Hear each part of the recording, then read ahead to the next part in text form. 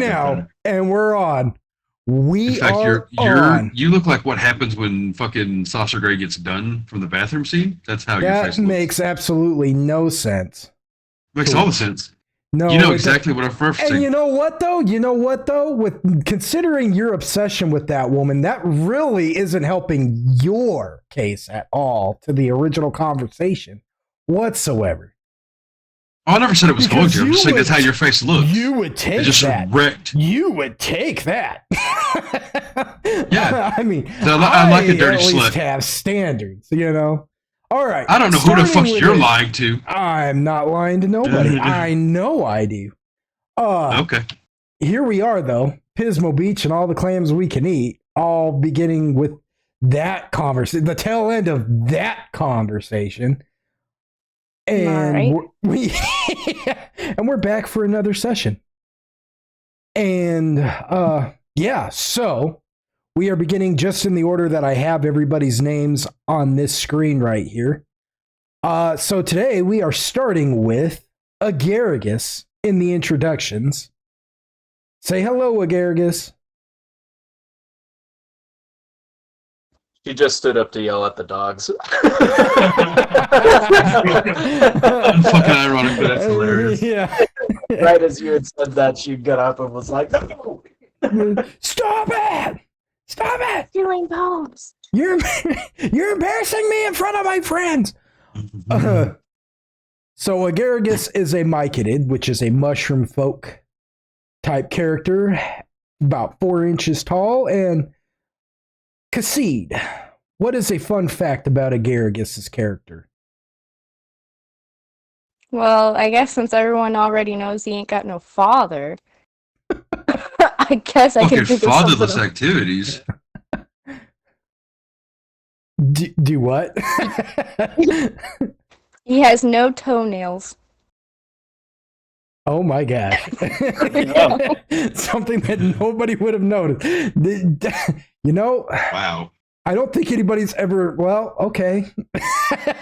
For those of you out there in the audience who care about this and you know who you are, just so you know, Agaragis' feet have no toenails.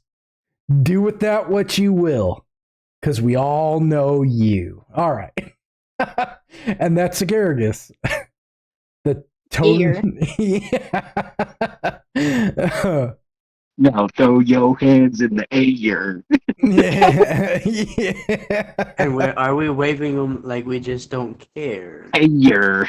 You gotta say it like that. Ayer. Like you just don't care. Yeah, like I know what you're doing with the ATL aliens. Yeah, I know what you're doing. Mm-hmm. Yeah. Which is funny that you should be speaking, Android, because it is your turn as you will be playing Eom, well, he's a woodwode, but he's kind of like woodwode adjacent, you could say. You know, he's a wooden man, a wooden boy.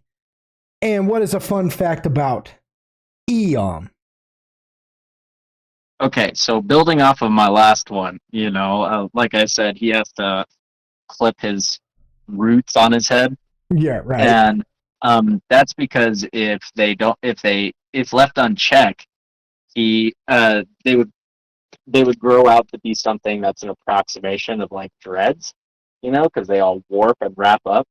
But he doesn't know that because he's never let it get that long. He just always clips them before it becomes a problem because Mag is always fucking yelling at him about it. Tell him to upkeep. You gotta do something, you gotta keep your hygiene in some way because, if you do, or if you don't, then people are gonna fucking, they're gonna treat you differently. You gotta be at least clean. So he does little things to keep himself somewhat hygienic. Like he polishes his wood, for example. Phrasing. Yeah, He's exactly. doing what? Phrasing. Boom. Yeah, phrasing. Boom. You got me. Well, can I also say that he's racist? Well, that's not a secret. Yeah, he doesn't hide that fact. He polishes his wood so that he keeps a gleam. You know what I mean? He picks bugs out of his teeth so that they don't like nest in his body and shit. You know what I mean? Like he Mhm. does little things to make himself more like a person, I guess, than a construct. Right, right. Interesting. He found a squirrel trying to store some nuts in his pee hole. No. So, yeah, a squirrel was nesting in my groin, and I don't know what's up with that. But right. All right, and that's Eon, played by Android, the Woodwode construct guy person. Next, we have AGTX the Dragons, and he will be playing Tathali. That's not how you say it. He will be how do you pronounce Tathali's name then? That's not how you pronounce it. That's not how you say Tathali. He says axed. Axed. Yeah, no. Axed the Dragons. Axed. He will be playing Tathali, the Roxasha, who is a fox type Roxasha, not to be mistaken for a kitsune. And what's a fun fact about Tathali? Let's see. Jesus Christ. Sorry, I just had it and he was over there asking me 50 questions. No, it's okay. Excuse me. Oh yeah. Fun fact.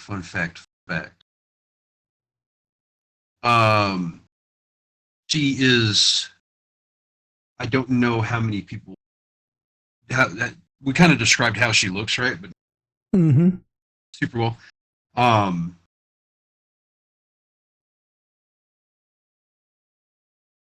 She's not a. How do you say, like her color scheme's like different than what it's kind of like the darker with the light. You know what I mean? Yeah. So she doesn't like it when people point it out. Like she's very bashful about it. To the point where like if she gets too shy, she'll just turn invisible and walk off. Oh, so she's bashful, is what you're honestly saying. She's bashful. Bashful is the nicest way to put it. It's like a slight insecurity. But yeah, she's self-conscious. Yeah, if you piss her off, she might set you on fire. Oh, interesting. So she's just kind of shy about her appearance, like about her looks, and she's it's rather uncommon. Like her like how her fur and shit looks. It's not common even amongst like normal Roxasha, like let alone her. Right. Yes, because there are varying types of Roxasha in this campaign, not just the cat type. There's the jackal type and whatnot, but for reasons that shall remain hidden until maybe an appointed time, she ended up turning out to look like a fox, and there is a reason for that. Yeah. Yes, yeah. And she's real self-conscious about that. Cool. Yeah, because her color scheme is really weird because it's like most foxes, you know, they have like the white like kind of like underbelly. Well, hers is black, where her fur is like the ashen color. So it's like you go from like an ashen gray to a black, and it just looks, you know, looks different. Yeah. Word. All right, and that's Tathali, played by Dragons.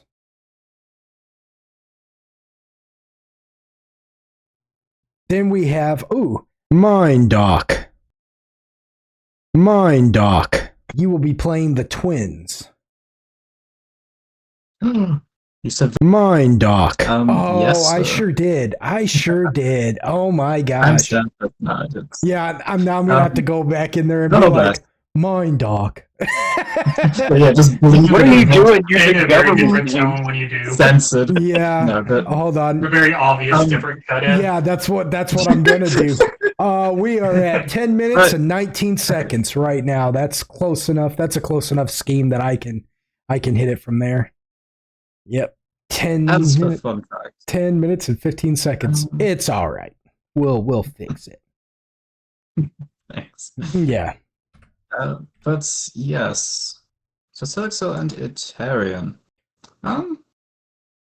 Well, one could be that they're, of course, artists first and foremost, and their eccentric sort of motley that they wear just about everywhere, especially into battle.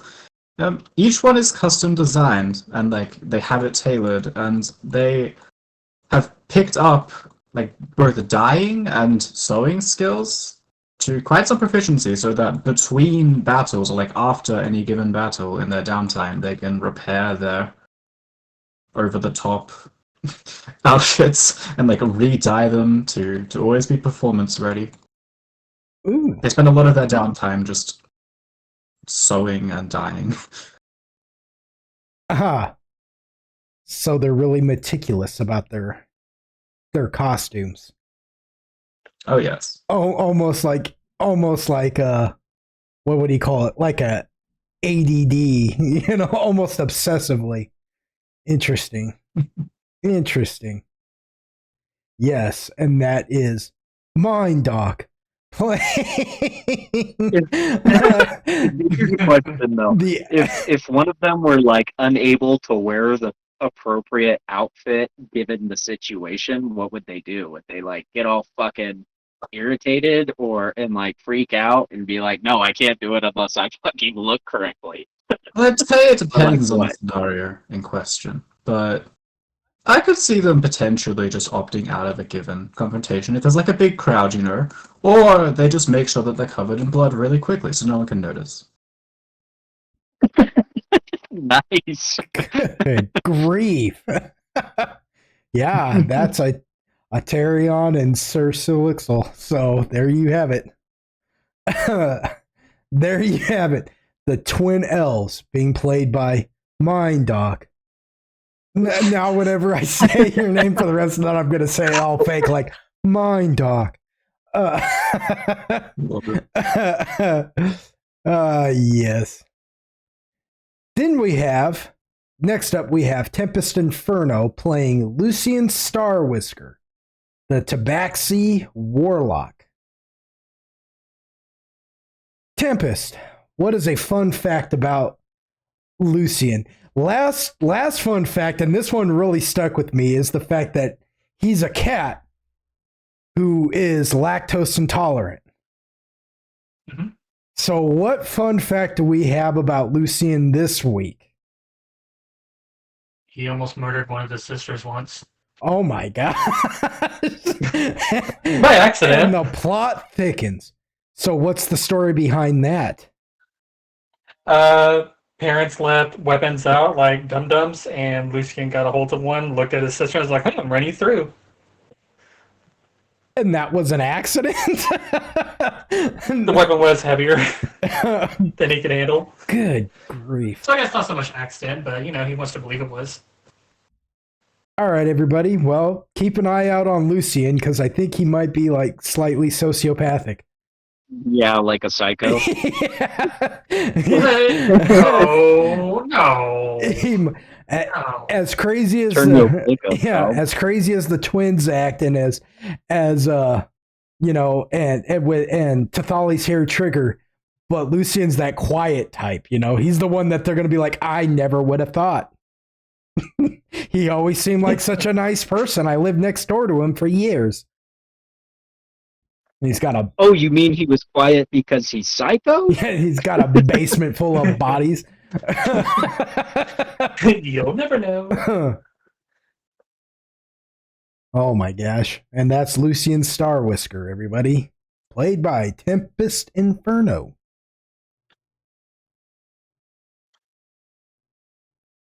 And then last but not least, we have Icy Hot 2305, playing Takashi Ryu, the orc, special kind of orc. He's from the South Islands.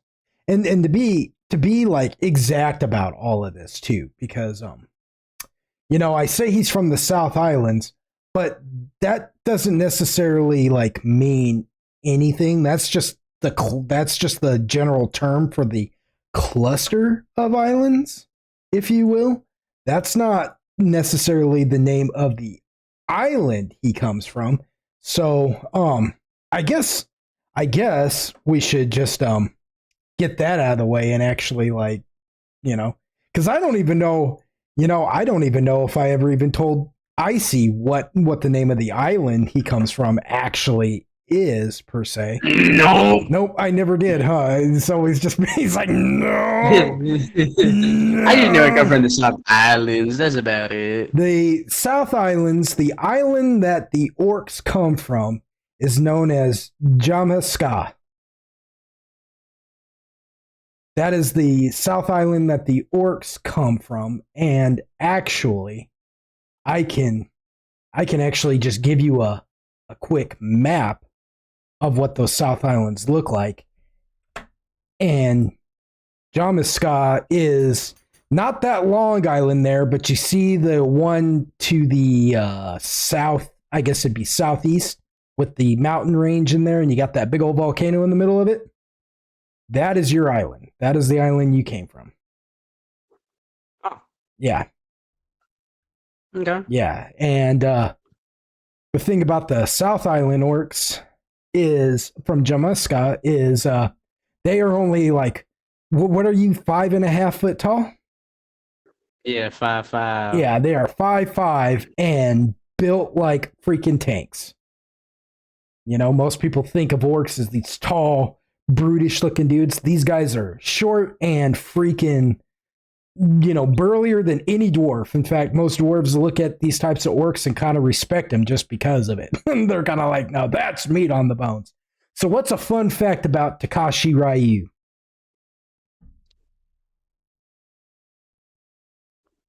Did I give a fun fact last time we played? I can't. I don't want to reuse a fun fact. You did. You told us that he's actually got a different name because yes, because he grew up on a completely different continent. He was taken at a young age and stuff and whatnot. For anybody in the audience who's easily triggered, and I hate using that word, but easily triggered, just know he was kidnapped from his homeland and brought to an entirely different country to be sold off.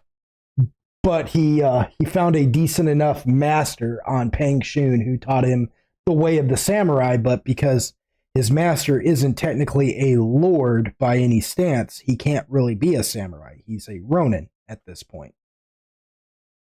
But I'm not making him actually play the ronin class. I'm letting him play the samurai class. But in spirit, you're a ronin, if you will. You know what I mean? Till you find a master. So, yeah, and you told us that he has an actual orc name, but most people just know him as Takashi Ryu, because that's the name he was renamed to on the continent of Pangshun in the shogunate, the Kuotoan shogunate. So, what is the fun fact this session? This session, his fun fact is he spends an absurd amount of time cleaning his equipment. He takes the Budashai very serious. So he spends more time than he needs to be doing all the rules that he has. So he's real obsessive about it as well. Yes. Interesting. Is he, now here's my question. Is he actually really good at any of it?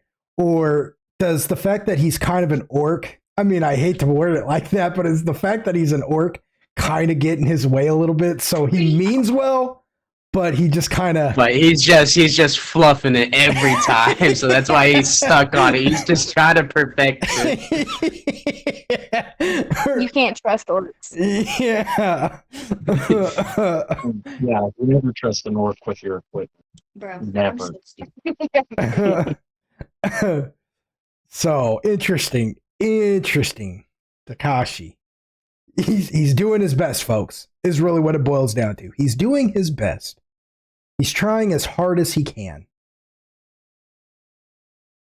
And Yeah, Takashi 6ix9ine. Stop that. Anyways, and then I'm Lord Pog of Lord Pog Gaming, and I will be the DM of tonight's session. Yeah, not much to say about me. Fun fact about me. Yeah, I was getting ready to say. I used to have nightmares about. Okay, so I watched a movie when I was a kid called Blade Runner, and during that movie, they're flying around, and there's this giant neon like billboard type deal where this geisha girl is trying to sell something. I don't know, but it scared me, and I don't know why. And I was really little to be exact. I mean, I was really little. Like her face was just so big, and I was just freaked out by it. That I used to have reoccurring nightmares where I was being chased by that lady, and whenever she'd get a hold of me, she'd tickle me, and I'd laugh until I died, like off of Who Framed Roger Rabbit. So there's that. Nice. Yeah. Fun fact about me. The billboard lady from the original Blade Runner, I used to have nightmares about, where she chased me down and tickled me till I died. Yeah. Oh, okay. Lovely. Thank you for not judging me or anything, Icy. Nah, never. I can hear it in We your listen and we don't judge. I can hear it in your voice. The way you laughed just now, I can hear it. You're like, okay. All right. Well, everybody get their little fun story fact out of the way. Good. Great. Let's go. Channel my inner Chris Farley real quick. Great. Let's go. All right. Time for that beautiful intro. Yeah.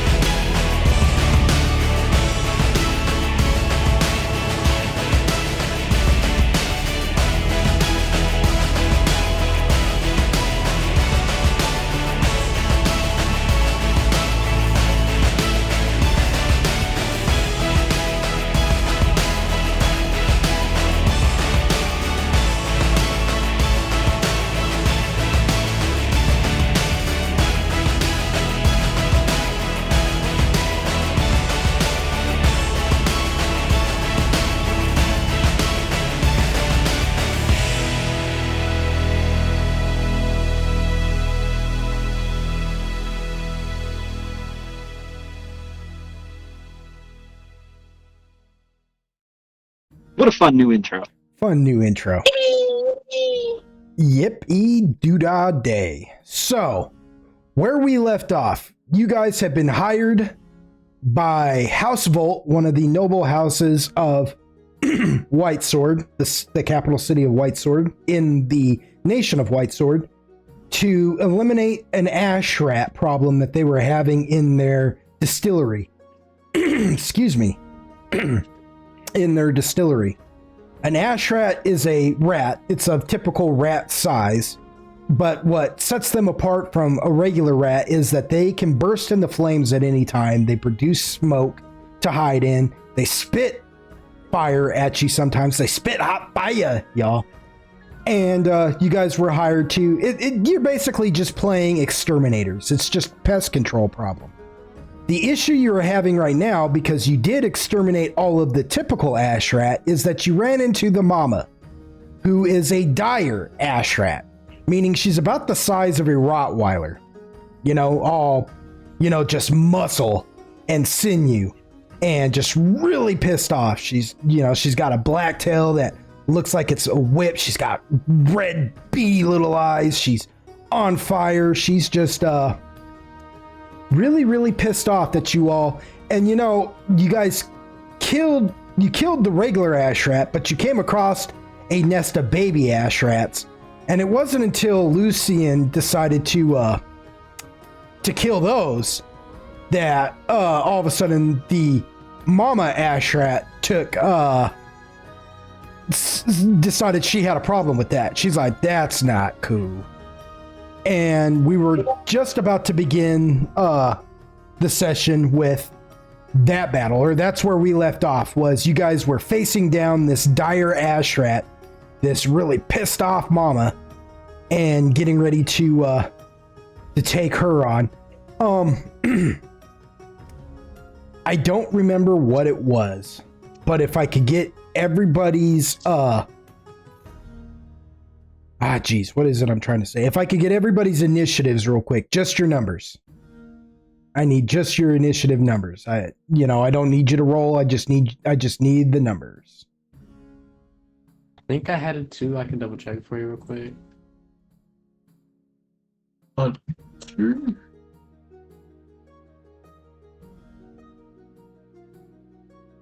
That's Eon with a 1. Yep, I have it too. 1 + 2 = 3.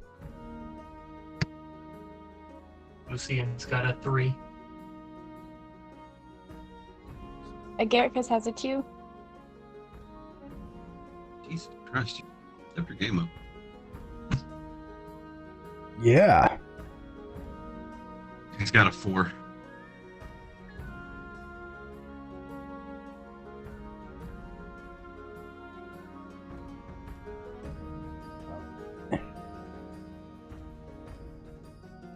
And Cecilia's the Unitarian, also a 4. Okay, I think that's everybody. So your guys' total initiative is 16.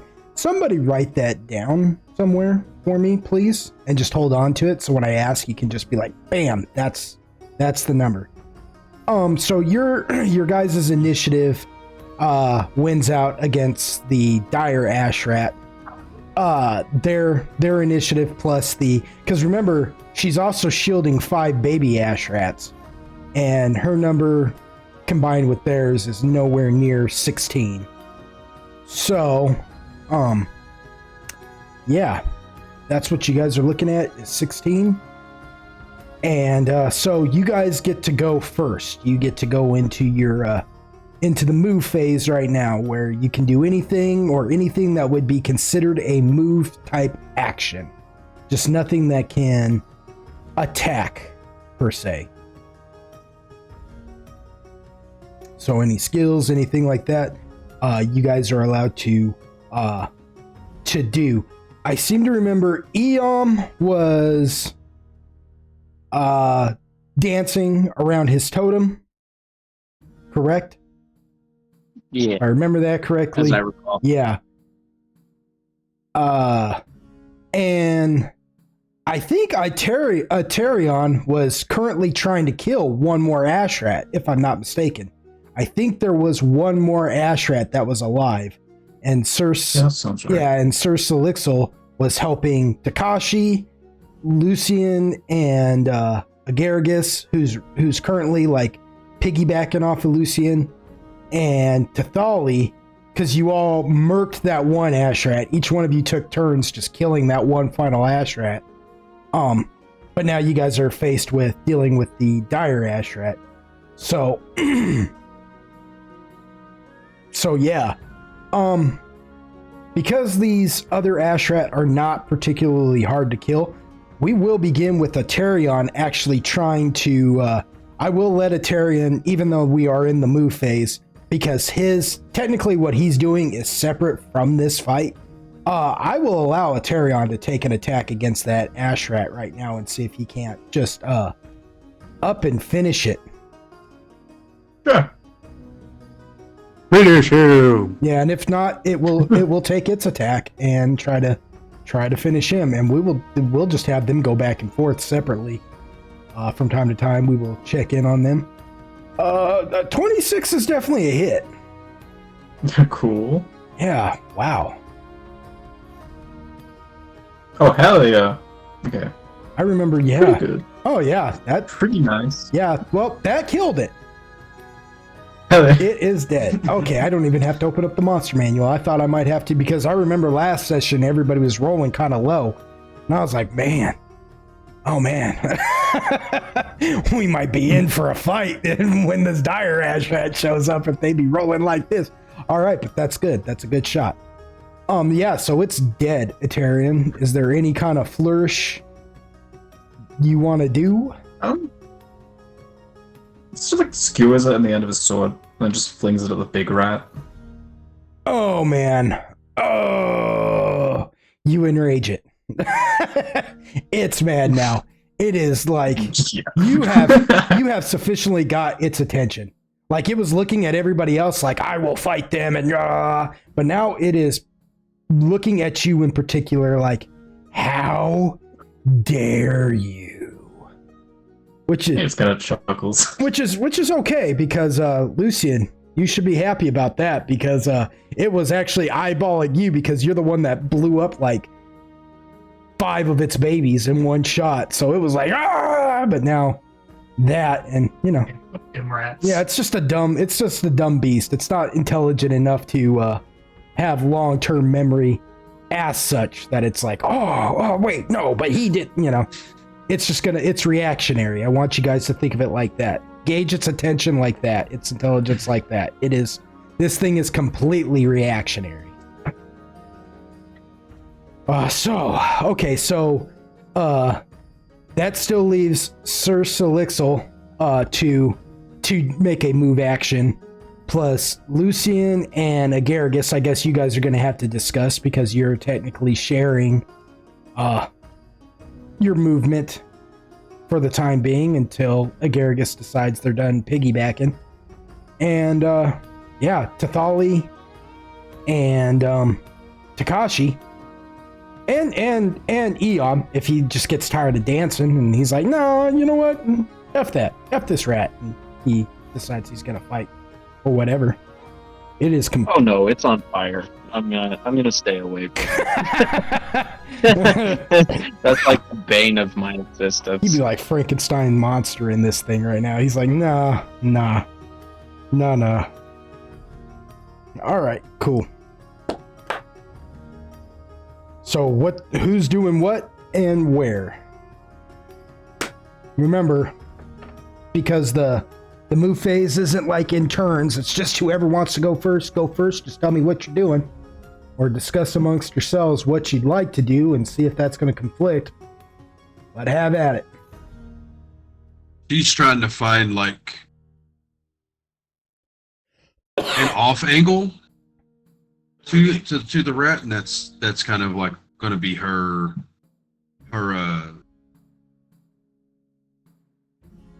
like plan of attack, like whatever movement she can make to be like at an off angle.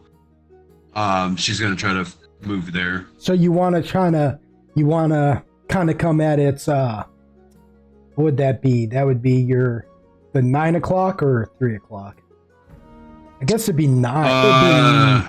Well, I mean, either or, but it's more of just trying to like find a good angle to where she can assess the situation as need be, but not be the direct line of sight threat type of thing. Okay, so if that's where if you're wanting to move to kind of just be able to assess it with them, I'd say you could probably move to.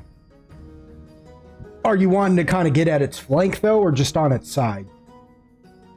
Just not dead center, just kind of like kicked off to the side where it's like, if I need to be a point of contention for it, I can be, but definitely not the number one thing it's wanting to focus on.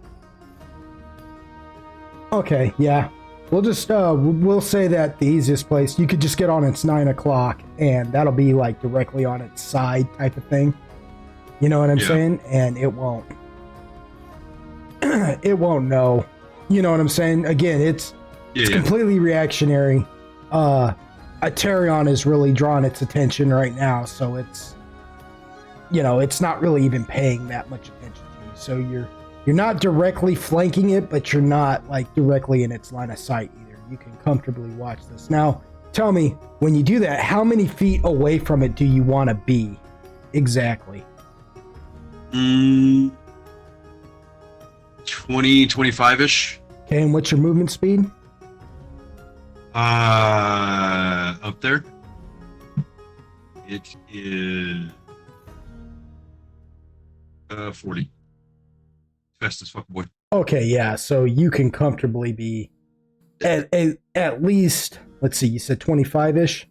5, 10, 15, 20. Okay, and then you go.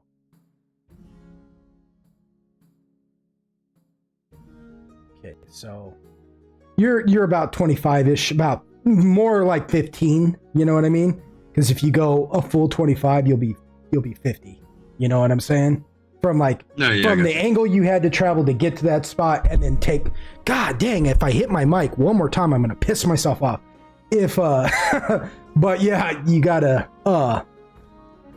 move. Let's see, and then you took a few steps back, so you took more or less like 15 feet. You know what I'm saying? Yeah. To get that full 25, you'd have had to take a couple more steps than you have. Well, you're more like 20 feet. An extra 25 would have put you at 50. But you use pretty much the full 40 to get yourself to, you know what I'm saying? To a decent enough spot away. So you're just but that's still a comfortable distance from it, you know? Yeah. And I will let you. What do you have as far as like skills? Do you have like do you have anything? Trying to think, because you can roll a search for a track, but we're not really tracking anything. Otherwise. Listen, spot. Yeah, go for spot. We'll just go spot because you're using your eyes for this, and we'll let's see. Wait, let me look at your spot there. +9. So we'll say DC for this is 15.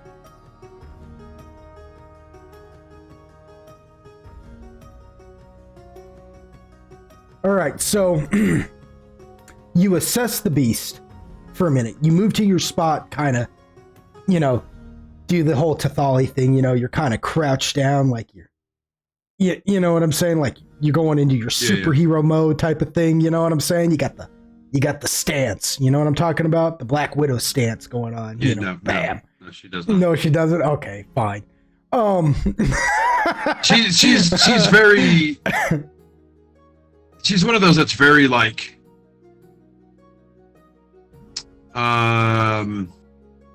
I don't want to say methodical, but I think that's like probably the best. Like everything is deliberate, even the flare. If that makes sense. Mm-hmm. Okay, so you're over there kind of rubbing your chin, stroking the fur on your chin, pondering this beast. But you study this beast, and you you see, okay, so you moved, you know that you moved just enough spaces away, which was fortunate for you, you know what I mean? Because you could see that this thing's tail is pretty long, and it could probably whip out at least 15 feet away from its position. Yeah. So you were at least just out of range of getting tail whipped, just because. You know what I mean? Like if it decided to start whipping its tail around, you would be just out of its way. So you realize these aren't like the other ash rats. This thing at least has one, you know, the other ash rats can bite and at least spit fire. Now you don't know if this thing can spit fire, but you know, perhaps it's a fair deduction. You know what I mean? Yeah, But you see that this thing also has at least one more, you know, form of attack in its tail. That tail could actually whip out. You could just look at it, the way it, you know, it's already kind of whipping around. It isn't working like your typical rat tail, which always just looks like a dead weight, almost rats, you know? This tail is actually kind of whipping back and forth on the ground like a serpent. You realize, oh man, it's got muscle control of its tail. So you're able to deduce that about your enemy.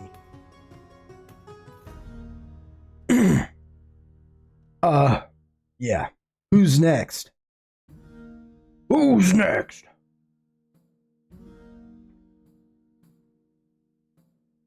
Anyone? Anyone? I mean, I'm just gonna go head on with it, just right in front of it. All right, you're gonna just go toe to toe with it. And the man. So Takashi's just like, well, no time like the present, and so Takashi's going to attack it. All right. So Takashi, you are going to initially engage it in battle. So if you move from it now, because you've declared that, if you move away from it now, it will grant it an attack of opportunity. See what I'm saying? It will notice that you're trying to move away, and it will attack you. Mm-hmm. I get what you're putting down. Okay. All right. What about Sir Solixel and Lucian and Agargus? What are you all doing? The Silixil and Etarian will rush it from different sides. Okay, you're gonna have to wait on Etarian because he just killed that ash rat. Oh, right. Well, then we'll start with Silixil. Is there any particular angle or plan of attack? So people kind of smoking on its back. I'll just try to hit it from the side, not be head on with it. Okay. So Takashi's gonna tank and go head on. Sir Solixil is gonna go to the side. Eom is chanting. That means all we have left is Agargus and Lucian. Who am I on the back of? Lucian, the tabaxi, Oh, okay. the cat. Yeah. So I'm allowed to use my shield and attack, right? Yes, you are. You would use your shield now, and then during the attack phase, you could attack. Yes. Okay. And who's like in front of everybody? Takashi's the one attacking it head on. All right. I'll use my shield on him. All right. So, yeah. Whom. And then, can I spit on a rat? Yeah, you can spit. Yeah. Right. You don't have to play as much D&D as you like. All right. We'll do. I ain't gonna throw hands because I ain't getting down, but All right. We'll save that. We'll save your spore burst for the attack phase. Lucian, what about you? since the rat's focused on Takashi, Lucian's going to kind of step to the side where he has a better view of all the babies. Oh my gosh. Okay, roll me a spot. And hold on, before you roll that spot, let me open up here. Well, what is your max spot like? Just what is it plus? Well, never mind, I'm looking already. Say that, so 3. All right, so I'm going to say you're going to need to make at least a 15 or higher. The DC check for this spot check is 15 or higher to see if you can even spot the babies. Because they're nestled under their mama.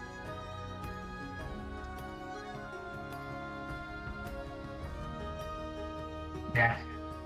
No, so you're like trying to spot the babies, but you can't quite spot them underneath their mama. Like, you know, she is quite big. She's laying on them. She's got the fire burning. Some smoke's puffing off of her. She's, you know, she's in protective mode right now.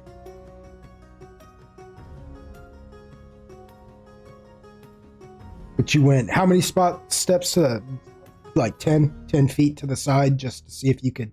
Yeah, just a little bit. Yeah. Not far, so yeah, 10 feet. All right, so we're gonna say you're sitting about catty corner from her. You know what I mean? Mm-hmm. Okay, so you're like catty corner from her. Okay, so I can back away from her a little bit too. okay, how? All right, so Let's say you went 15. 15. So you went 5, 10, Yeah. 15. Okay, so you went. So you moved about 20. You've moved about 20 feet to get 15 feet away from her. If I'm not mistaken. 5, 10. 5, 10, 15. Yeah. 25 feet, so yeah. Yeah, 25. Yeah. I'm tripping. But yes.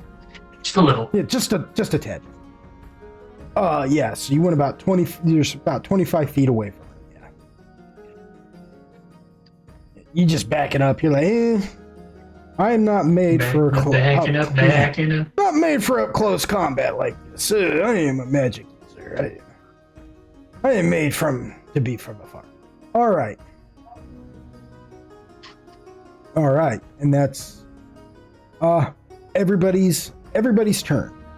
Because by proxy, when you started moving, Agarius moved with you. So, just gonna say, yeah. Unless Agarius, you want to get off his back. No, I'm good. I think. Okay, but I didn't want to be presumptuous. All right. So that brings us into the attack phase. You guys get to go first this round. So who's going first? Who's going to take their attack first?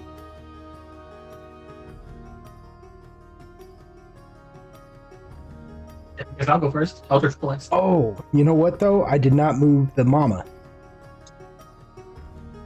Now it might sound crazy to you all, but the mama is going to move. And that's not because I'm trying to mess up anybody's plans, but I did state earlier that Aterion did draw her ire with throwing her child into her face. And she's like, I don't appreciate that, whatever you are, meat. And so she's going to turn and actually, well, what is her movement speed? And let's see if she could even make it to Aterion. Oh yeah, she's fast as crap, boy. So she turns and begins to, but this is going to, let's see. She's going to turn. This is going to actually put Sir Silixil kind of like in her way. So we're going to, she's going to have to bull rush through Sir Silixil. She's just going to have to do that. But she doesn't actually have any special feats for that. So let's see what that means when they don't actually have it. If they can just.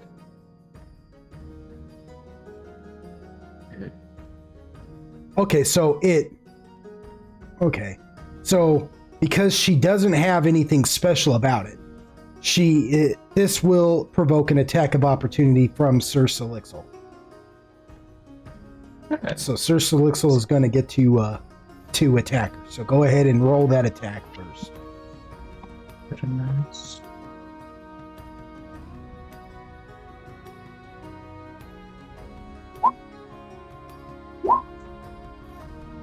Oh, if the 17 hits. 17 does not Yeah. hit. Ah, okay. Damn. Decent AC there.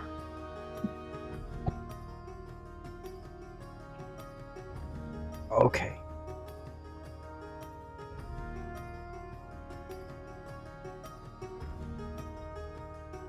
Okay, so it's just opposing strengths. There's nothing other special than that. You just got to roll a. Oh dear. You have just got to roll a strength check against it. I can't Can I try to avoid it at all? Like dodge it out of the way, or? It doesn't say anything about that. It just says that it moving into your space to try and push past you grants you an attack of opportunity because it doesn't actually have anything to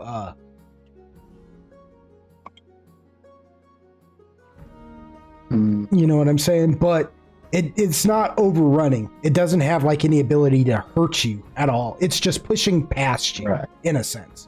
So Gotcha. all it's going to do is push you 5 feet to the side. It's just trying to get through you. There's no What? whoa, What? no freaking way. That's silly. Wow. Well, we'll see if it can beat that.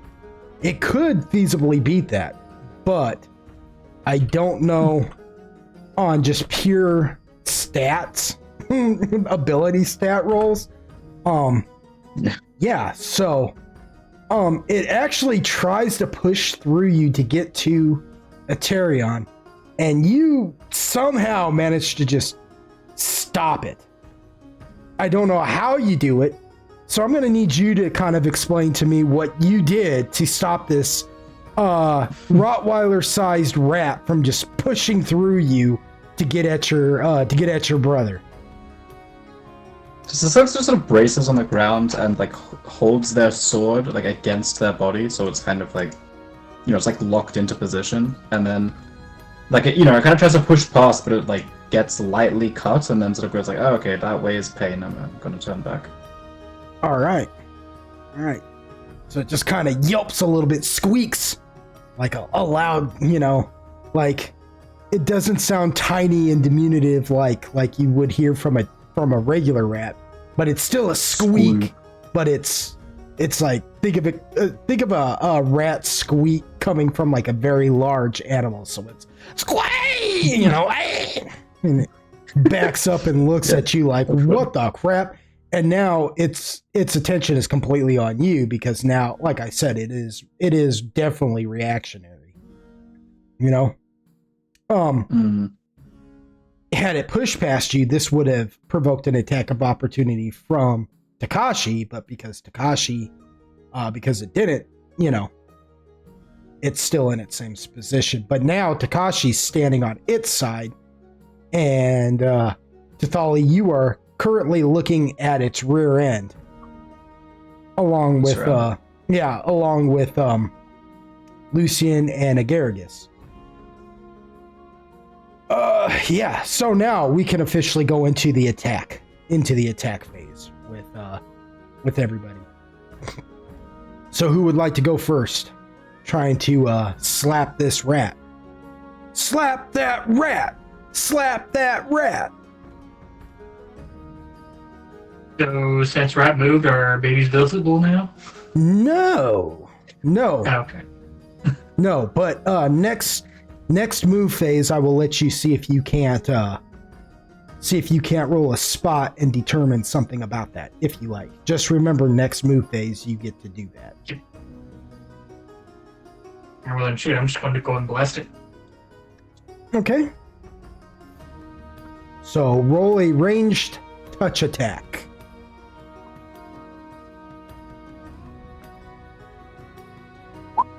That is a miss.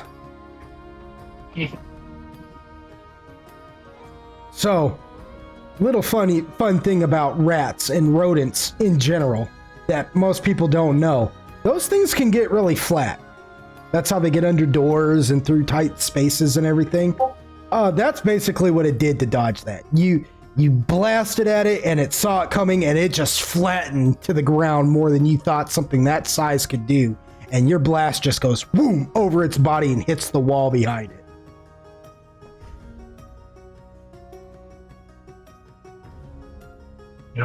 Noted.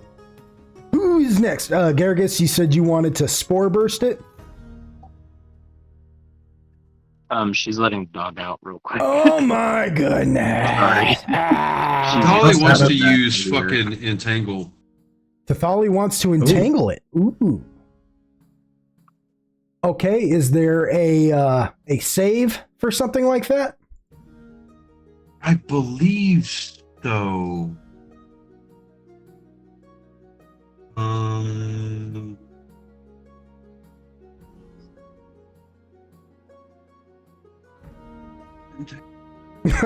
I like the fact that in my head canon, it's Thali saw Sir Salixel like barely stop that thing from charging through her, and Thali's like, "Oh, we can't let that thing move." I don't know how many times that elf is going to be able to stop that thing from charging. Yeah. I can't remember. I know that's in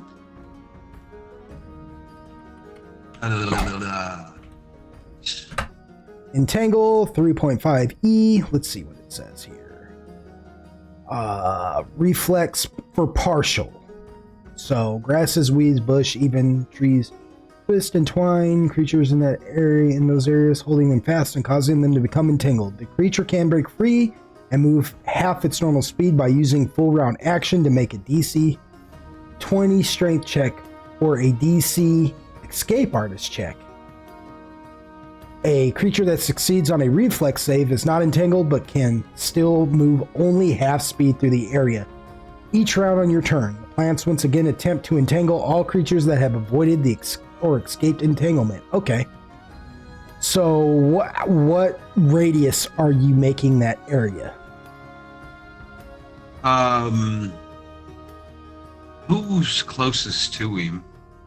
Takashi and Sir Salixel. And like roughly how far away are they? They are both adjacent.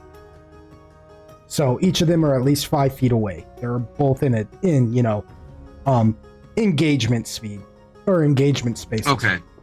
Yeah, I want it to basically be as wide as it, but like right, basically almost to their feet, right? Like. Right. So just put it on their space. So the radius is a 5 foot, 5 foot space. We'll just say. Yeah. I mean, the thing is fairly long, but we're not going to get. You know what I'm saying? We'll basically just say its radius. We'll just we won't get too off on the math. I know what you're trying to say. Just entangle it and not worry about the others. Got you. Yes. Boy, man, it's a shame you don't have wild magic going on, because I'd be like, roll to see if that works. Yeah, I'm not dumb. You entangle it. I try not to. You entangle everybody else. They're like, thanks, Thali. You know me, like when it comes to percentages, me and it don't play around. Yeah. Well, but wild magic can be really powerful if, when you. It can be. High risk, high reward. I mean, think about it, my dude. Yeah, we could have some interesting sessions. No, I've already told you. Yeah, no. I've already told you, like, the interesting is going to be because I choose for it to be interesting, not because the dice are like, fuck you. Right. So, it's got to roll a reflex save. So, what is the DC for its reflex? 18. 18. All right. Well, I am going to roll that openly for everybody to see. So, if you look at the Roll20 screen, you will see what its reflex is, and here we go. Nah, he's cheating. I'm not. You are all going to get to see it. Cheating. Well, that is a Nice. fat one. If I'm It cheating, broke its own leg. if I'm cheating, then I'm not doing a good job of it. All right, so it is He's cheating in our favor. Yeah, it's entangled. you know me better than that. If I'm gonna cheat, I'm gonna do it right. All right, so using a full round action. So dang, on its move phase, it's gonna.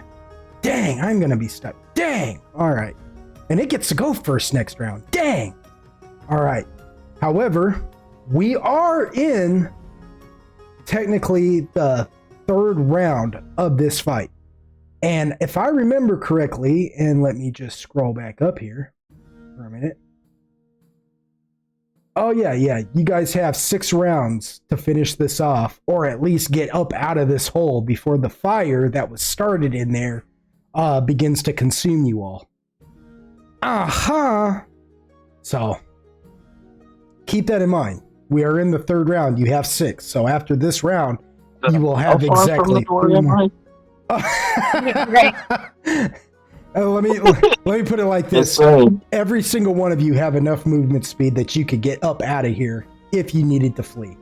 You know what I mean? If you needed to flee, you could do it. So. All right. Especially you, you're the closest one to the door. Okay, does that mean, now just a clarification, before it even becomes an issue, does that mean on the 6th round, or does that mean technically on the 7th round? Like, at the start of the 7th round, or do you mean like... At the start of the 7th, at the start of the 7th round, everybody will begin to take heat damage, yes. Okay. I just wanted that clarification. Yes. At the start of the 7th round, everybody will begin to take heat damage. Yes, precisely. We gonna hold you to it. Or will you do that? Eon will remember this. You know, here's my thing. I don't see anything in here that says anything about this. Alright, so...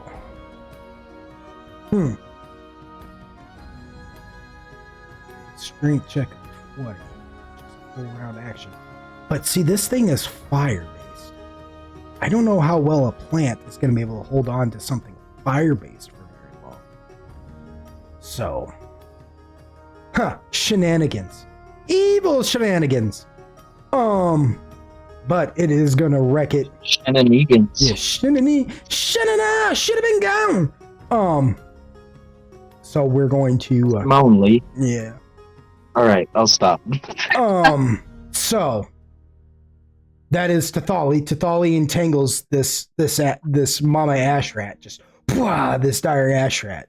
You guys watch as suddenly vines and weeds grow up from the ground all around it and just entangle this thing, and it begins to screech and, act like a wild animal being, caught in a trap, and it's thrashing around, but it's being held in place. That does not stop it from attacking, though. It can attack from its spot, because it doesn't say that it's held. It says that it messes up its movement. It can't move from that spot, but it's technically not subdued. So, but shoot, just to escape it, its move speed is still cut in half until it gets out of that space. So that's kind of effed. But the effects of the spell may be altered somewhat based on the nature of the entangling plants. Interesting. Grass, weeds, bushes, and even tree wraps twist and entwine about the creature in the area. Become entangled. Okay. My question is, what kind of entanglement is it? Is it weeds? Is that what it's stuck in? Is just weeds? Like really thick weeds? If it was her, I would say it'd probably be more like a vine-esque or something. That again, like tree wraps. Yeah. Okay. So Bro, don't pop-box the rat. Okay. See, because it's not giving me, because it does say the effects of the spell may be altered somewhat based on the nature of the entangling plants, but it's not giving me any kind of descriptions of it. So I guess it's. Well, I guess it's also based like if there's because you're using like natural things to do it, right? Mhm. So like if we're in like a cavern, maybe like a mossy thing, you know what I mean? Mhm. Since it'd be like a cavern, it'd be like more like a moss Yeah. thing is probably the best way to put it. All right. It's like, yeah, if we're in the forest or something, it's like, whatever would be like a common vegetation there. Yeah.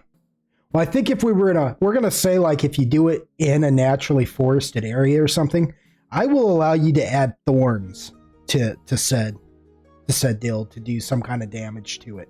You know what I mean? Yeah.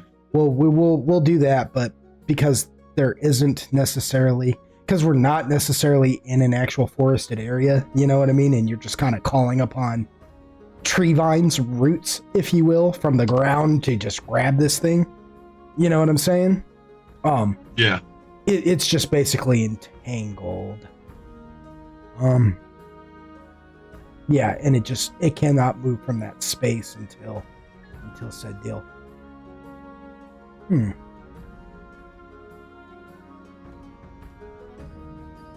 Interesting, though. Interesting. If it does not break free this next round, I'm going to have you roll something. I got an idea to make it a little bit more interesting. Because, I mean, it gives me this idea, but it doesn't really... And I think the only reason why they put that note there is to be like, go crazy!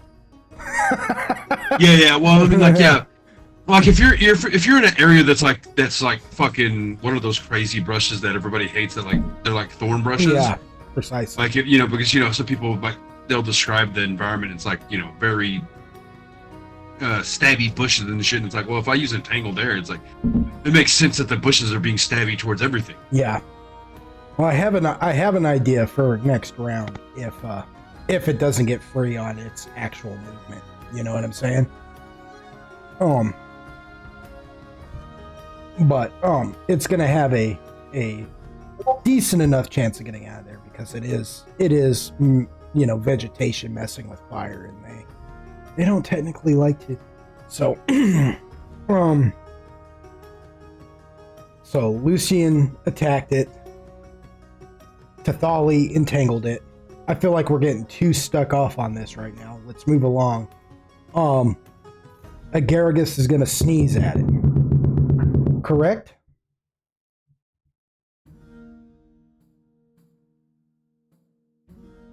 Oh, that's right. Agaragus got up to go and do something with the dogs, didn't they? That's what got me lost on this whole thing. What? What? You're back now? Yeah. You said you wanted to try and spore burst this ash rat earlier, didn't you? Well, I said spit on him, but Yeah. I was gonna do both. Alright. Hakaluki. And then just spore burst. Okay. Hot poo. Both. Thank you. Yeah. Alright, have at it. Roll a ranged touch attack.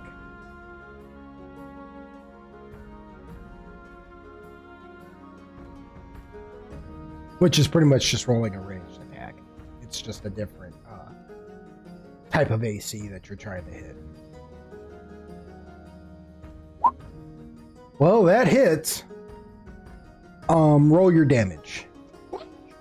Wait, what?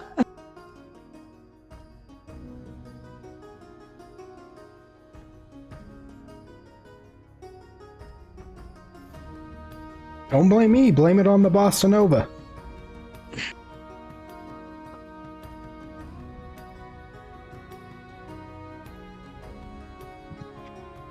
Do you remember where you're... Ooh, 16 damage. Mind your business. Ooh, my goodness. 16 damage. Alright. So that is 16 damage from it. Let's see.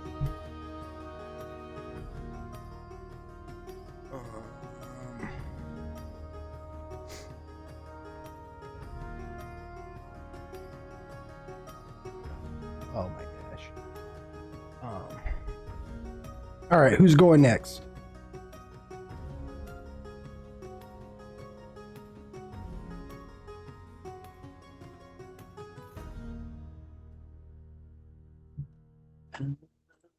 How do I attack it? Is it? You just How far away is it from me? it's just right there. You're right up on it. Oh, do I just roll a melee attack? Yes. Right? Yep. I don't know how many attacks you have, but I imagine. Does that hit? No.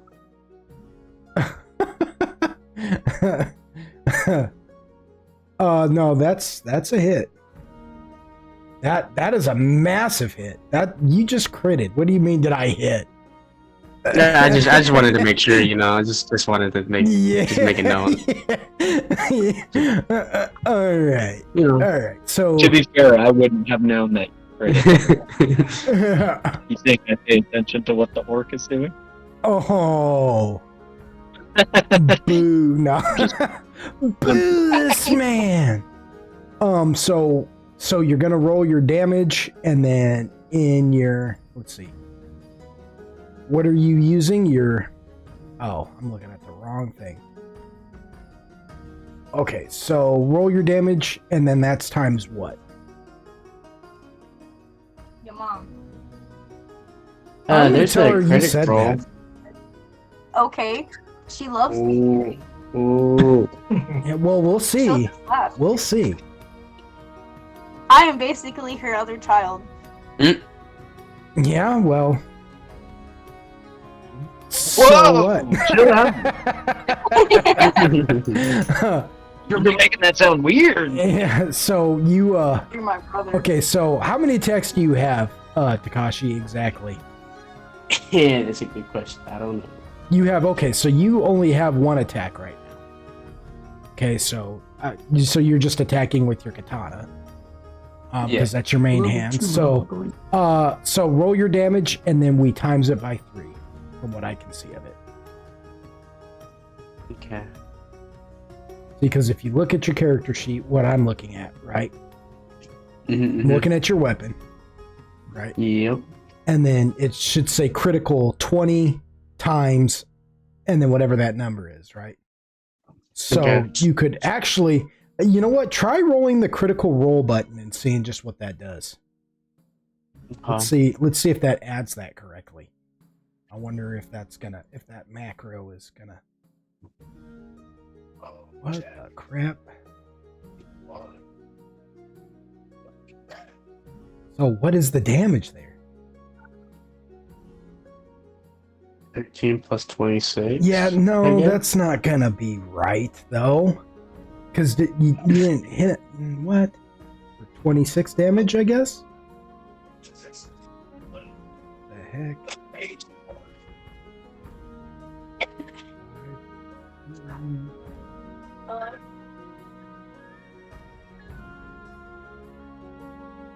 So what did that actually?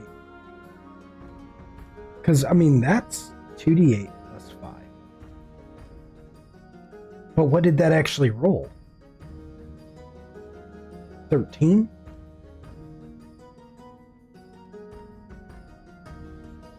I don't know what that. Okay, just roll the regular damage because I don't know what it's trying to say to me there. And so 15. Okay, so 15 times 3.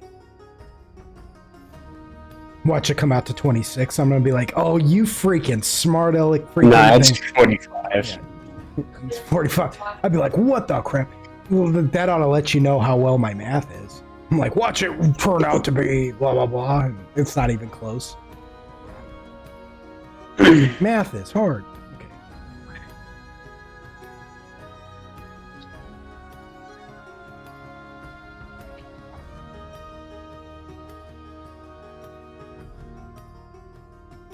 Oh my freaking gosh. So, Takashi, how do you want to end this this dire rat? No way. Yeah, he sure did, and it had quite a bit of life. Like, and it has this like little trick that I had set up for it that no matter what, let me put it like this: I wasn't accounting for the fact that somebody might get a chunky critical and actually freaking eliminate it in such a. Let me put it like this: it was down to 34 hit points, and you just rolled 45. It's your boy Takashi Ryu. Yeah, so dang it, dude. I didn't. My apologies. No, it's all right. I mean, I underestimated things. It's okay. It's okay. I'm used to.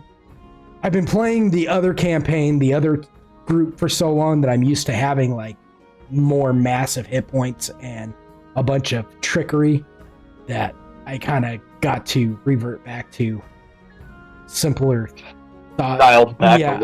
Yeah, I dialed back just a little too much because this thing could have been really nasty had it actually gotten to take its turns. But that's also the thing is like everybody's kind of got a little experience under their belt. So like when you do a fresh campaign, you have to be very careful not to be like overzealous about your enemy selection, but also like if it's too weak, then you'll roll it. We know how to utilize our characters well enough to not. And now we know. Yeah, not get murdered. Yeah, like if this would have been like the old campaign where everybody's like, "Oh, I don't know what this does," it's like, "Oh, we're so cooked." Yeah. And you know, I mean, like, you know, it's not like this thing. I didn't quite build this thing with the idea of just like I'm gonna TPK them, but you never really create something without the idea of TPKing either. Yeah. So it's one of those. It has the potential. Yeah. Yeah. And I just underestimated the scenario a little bit too much, and that's on me, guys. Sorry. This was supposed to be a lot more filthy than what it was. Motherfucker, shut off my weed. But it happens. Mm-hmm. It happens. So another one drops from the ceiling. Long live me. No, okay. Yeah. Okay. So Takashi, how do you kill this thing? Yeah, I'm quite simply just gonna behead it. Nothing really fancy. It's just he was just going to try to draw its attention, and he just went for the head, and kind of like how the executioners do it. He just aimed for that and went for it. So after it gets stopped from charging through by Sir Solixel, Tathali entangles it, and then it gets stopped, and then Lucian tries to blast it. It flattens itself out. Blast goes over its head, and then Tathali like entangles it real quick, and Agaragis freaking spore bursts it and spits on it for whatever weird reason. And the blast hits it and jacks up. It like acts more like a punch to the face than like an inhalant, so it doesn't quite kill it off. And then freaking Takashi. What is that? What is that meme that everybody was using for a while there from Fist of the North Star, where he starts talking Japanese and he's like "Omoa" or whatever? You know what I'm talking about? Like. That you're already dead and you don't know it? Yeah, Android. What is that? What is that? Because I know you used to quote it like almost fluently. Like, how does it go? I can't remember the exact words, or I'd fucking try to assist there. But it's Omi Washe, some shit like that. Yeah. Omaiwa Moshinderu. Yeah, I feel like that's what Takashi says to it just before he cuts its head right off its body. You know, he's just real noble, like, you know, because he's an orc, but he doesn't really act orcish. You know what I mean? He's a little bit more honed than that, and he just freaking boom says that to it and cuts its head right off its body, and blood just starts spurting out from it. And when that happens, all the baby rats just start scurrying out from under its stomach and just running to the corners of the room, like different parts of the room, trying to escape, just ducking into trash and just scurrying away. Lucian, I know it meant a lot to you, so I will let you try to blast at least a group of them. If you want to be that cruel, because I know, I know he's like, I've been trying to kill these things. If you want. In fact, anybody who wants to can try and like. I mean, I already made my ranged attack. Yeah. Oh yeah, that's true. Yeah, these things just scurry away, man. They're babies. I'm not a beast. And they just scurry away though, just mama, and they just get out of there. But they are no threat to you guys at all. Like, they're just vermin at this point. One of them turns around and looks at you guys and points angrily. No, I'm just kidding. Does it do little like fucking squeaky noises the whole time too? Yeah, it's like that episode of Family Guy. You killed my mama. It's like that episode with Family Guy and the angry monkey in the closet. It's all, yeah. Nah, they all just scurry away. They're not intelligent enough to do that. They just know. It's instinctual. They're just like, oh no. As just watches these things, and it's, yeah, the mama just burns up, just lights up, begins to burn up, and now you all are painfully aware of just how hot it is getting inside this room. So, with the job well done, you all scurry away as fast as you can. I will say though, however, one of the baby ash rats, as it's trying to run away, Uwu swoops down and just snatches it up and Next time. bites its head off and just starts devouring it as it's flying, just eating it as it is flying away, just like Wow. I'm gonna let a pet eat a rabbit. You won't let me blast him. Yeah, well, that's different. It's different. It's just living by it. That's just the law of nature. I'm a cat. Yeah, you're a sicko, is what you are. No, I'm just kidding. But yeah, you all escape back into the basement of the distillery, and then go and report to the lady of the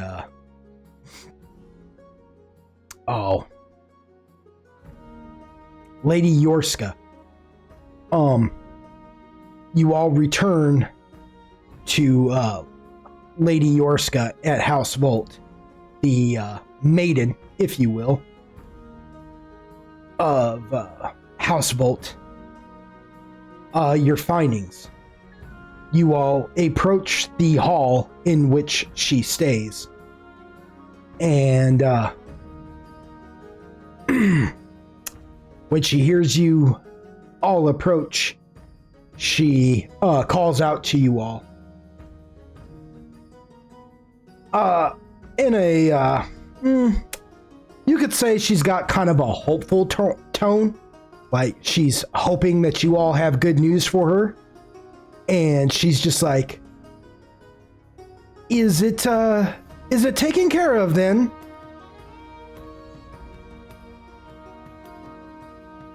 Huh. I'd say about as taken care of as it can be.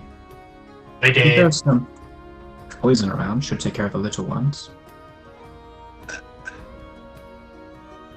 She comes stepping out of her room, dressed in her leathers with her fiery red hair all done up and everything, and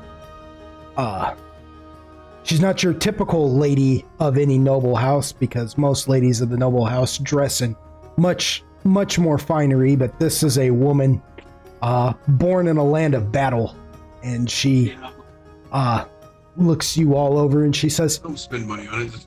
you all were gone for quite some time. I began to worry that perhaps you came across something far worse down in our basements. I began to say to There was one.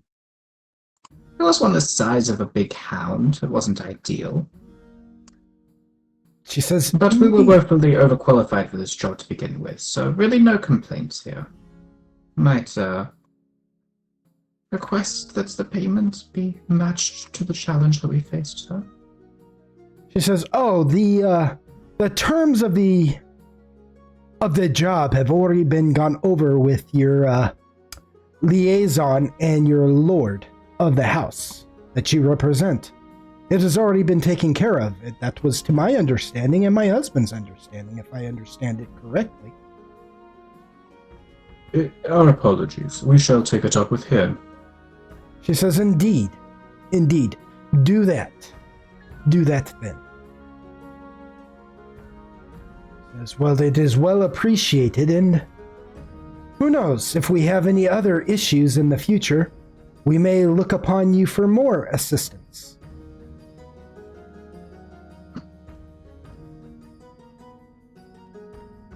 She says, Hopefully more appropriate killings. Says, well, to that I cannot attest. I do not know. Says, who knows what lies in the future? Just around the river bend, over every hill, through every valley, and every forest. No, she doesn't go through all that. She just starts using every idiom you can think of. No, she's like, I cannot attest to what issues we may have in the future, but you all do seem quite capable of killing rats, that is for sure. So, who knows? Perhaps if we have rats of a more nefarious nature, we can request your assistance from your employers.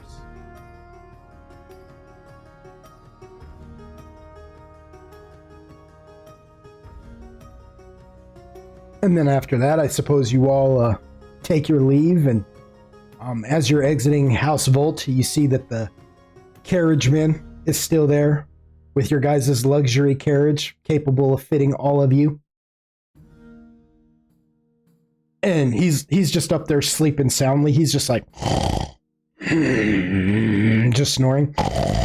Yeah, no, I don't want the boysenberry. The boysenberry's too spicy. It gives me heartburn. No, you eat it. It's all right. And as you approach, he's just like, what's that? Oh, you lot done then? Oh no, we came to ask for your help. He says, oh, yeah. Well, while we're at it, you know, there's a good spot here in town where the comedians like to get up and on stage and tell their commentary too. Perhaps I'll drop you off there since you seem to be such a commentator. Oh, you already missed our show. He says, fine, just get in then. Because if it ain't the liaison, it's this one now.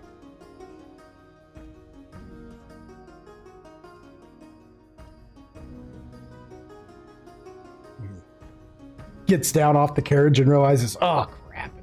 Opens the door for all of you. He's like, after you all.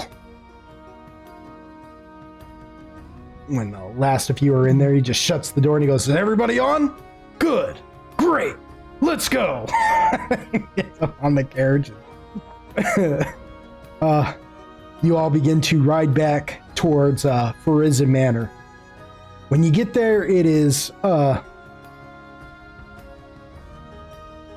late night, early morning, you may say. A light snow has begun to fall to the ground.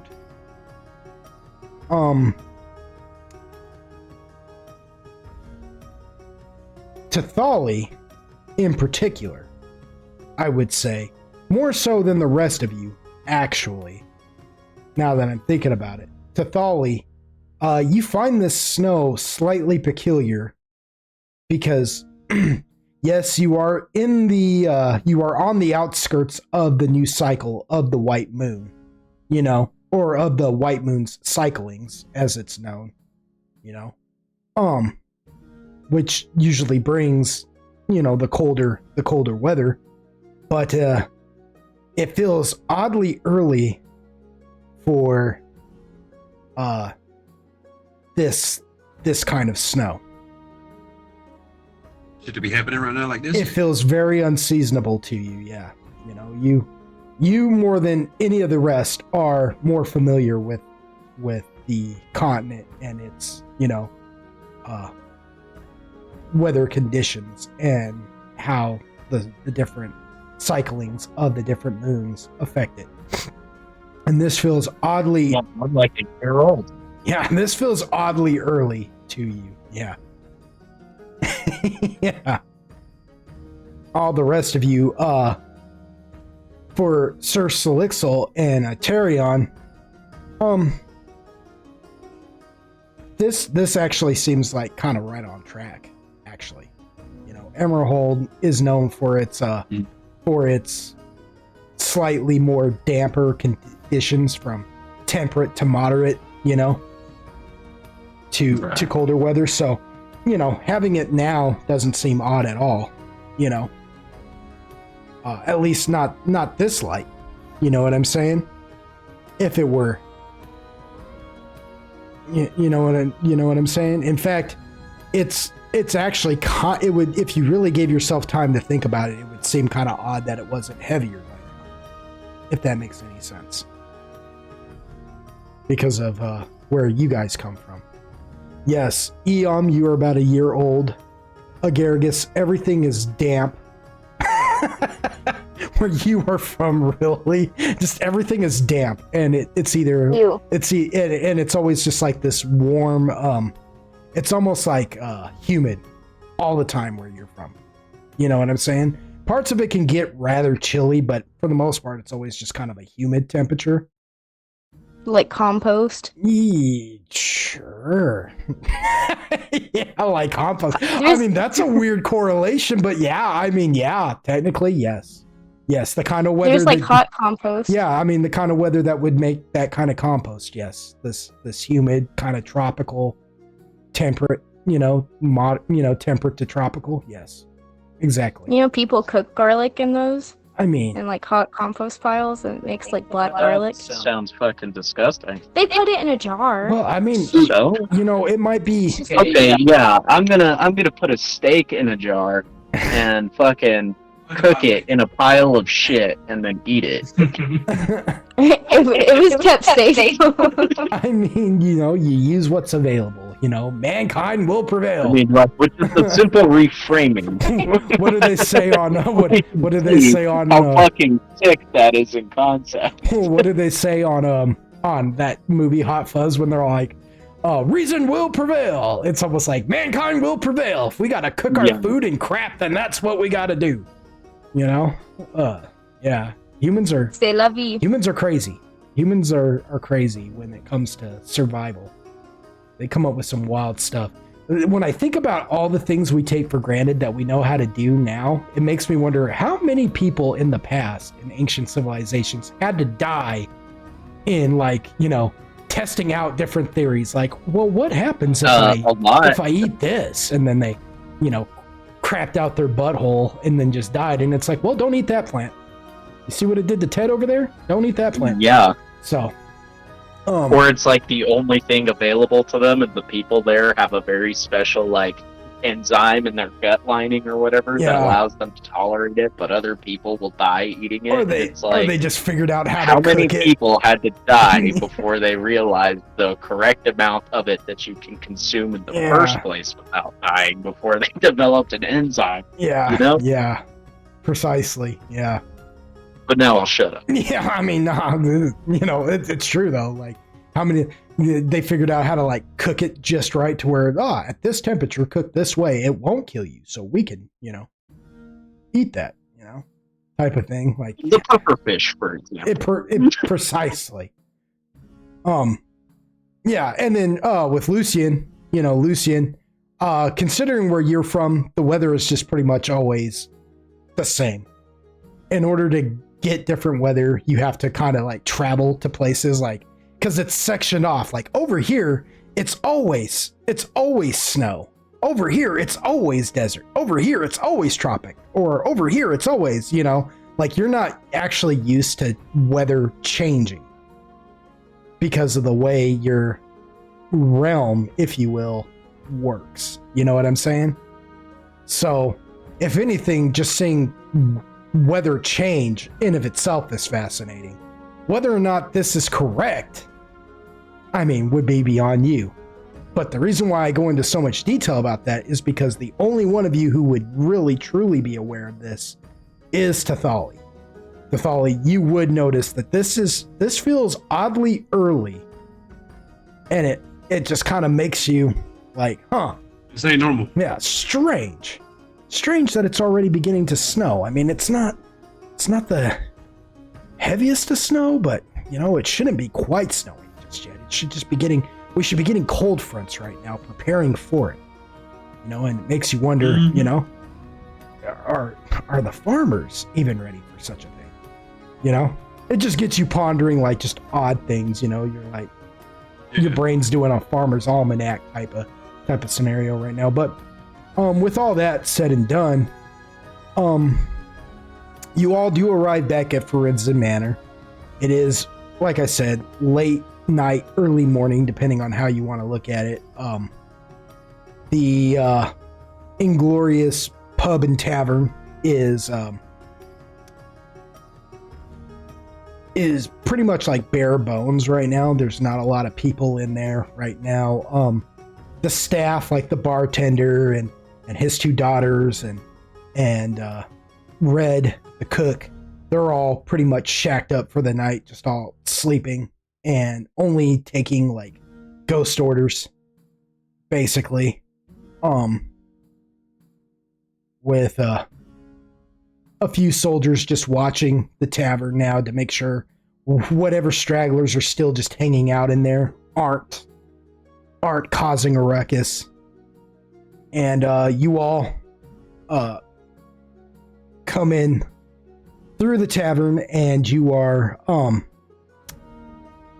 halted by one of the guards, and he looks you all over for a moment. He says, "Halt!" He looks you all over, and he recognizes Agaragus, and he says, You're the ones, then. I was given orders to awaken Sebastian when you all got back. Please." Yes, that's why we're covered in ash. He just looks you over and then spits on the ground for a minute. And I'm not even gonna like say you have to like roll anything special to figure that out. This is a human guard, and you just said something kind of smart alecky to him, and he just spits on the ground and looks you up and down like elf. He just So Celeste just sort of looks like to him, to like the spit on the ground, and then back to him, and just sort of like just has like a just passive elven disgust face, Yeah. So in your own special ways, both of you are disgusted with one another. It is a strange moment of bigotry that is being shared between the two races here for their own reasons. And I'm 100% here for it because it is a fantasy world. So he looks you guys over for a minute. He goes, "I was ordered to bring you all over here into a waiting room until Sebastian can meet with you all. Follow me then, huh?" And he turns and guides you all out of the tavern into the main foyer of the manor. And he takes you guys into like a side door where there's just like a meeting room, basically. It is furnished with some with some chairs and things like that. There's a table with like what looks like a board game of some strategic kind sitting over there. There's some books on the walls, a bar with drink, with different kinds of liquors just hanging out there. There's a fire going and stuff. It is basically like a study without it being 100% a study, more like a lounge.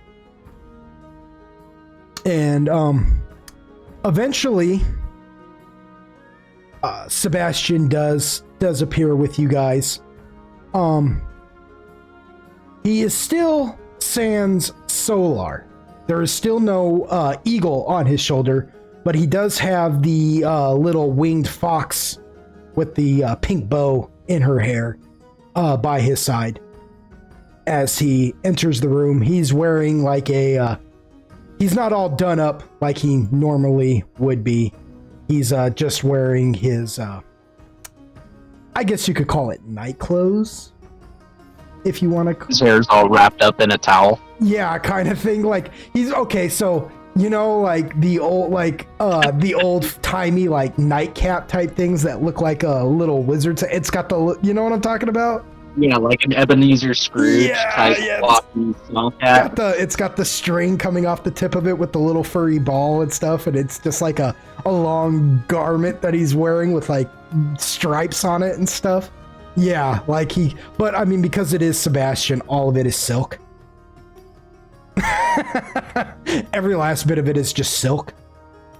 Yeah, and he comes, you know, it's all silk and fine. It's like this fine, like black silk. And he walks in and he's like, oh, you all are back. Marvelous. And he stretches and he goes, how did it go, Agaricus? And he looks at you like, at first it sounds like he's gonna like ask just in general, but then he looks at you, Agaricus, and directs the question directly at you. And it dawns on you, Agaricus, oh yeah, I'm the one in charge. And I'm not being presumptuous in saying that, because I feel like you had forgotten that in general. Well, yeah, because he's like, I don't know what I'm doing here. Yeah. Yeah. Flies by the seams of his pants, you know, if he had some. Yeah, a tenuous grasp on what he's doing here in the first place. Yeah. It's like that movie. It's like that movie Gravy. It doesn't make sense that I'm alive to me either, okay?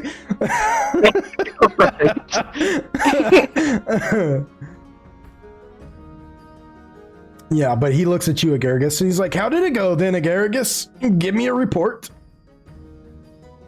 The rat killing? We killed. Uh-huh.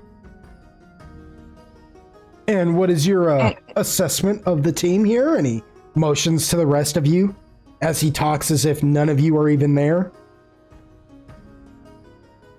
Because he's Sebastian. He got that swagger. Agaricus is like, everybody did, I mean, as far as I know, everybody killed a rat or something like that. Uh-huh. Uh-huh. Is Agaricus still piggybacking off of Lucian? Yes. Chilling. Oh, yeah. Yeah, so Lucian's just like looking back and forth over his shoulder at Agaricus. They did what they were supposed to do. Mess up. Whoa. Oh, wow.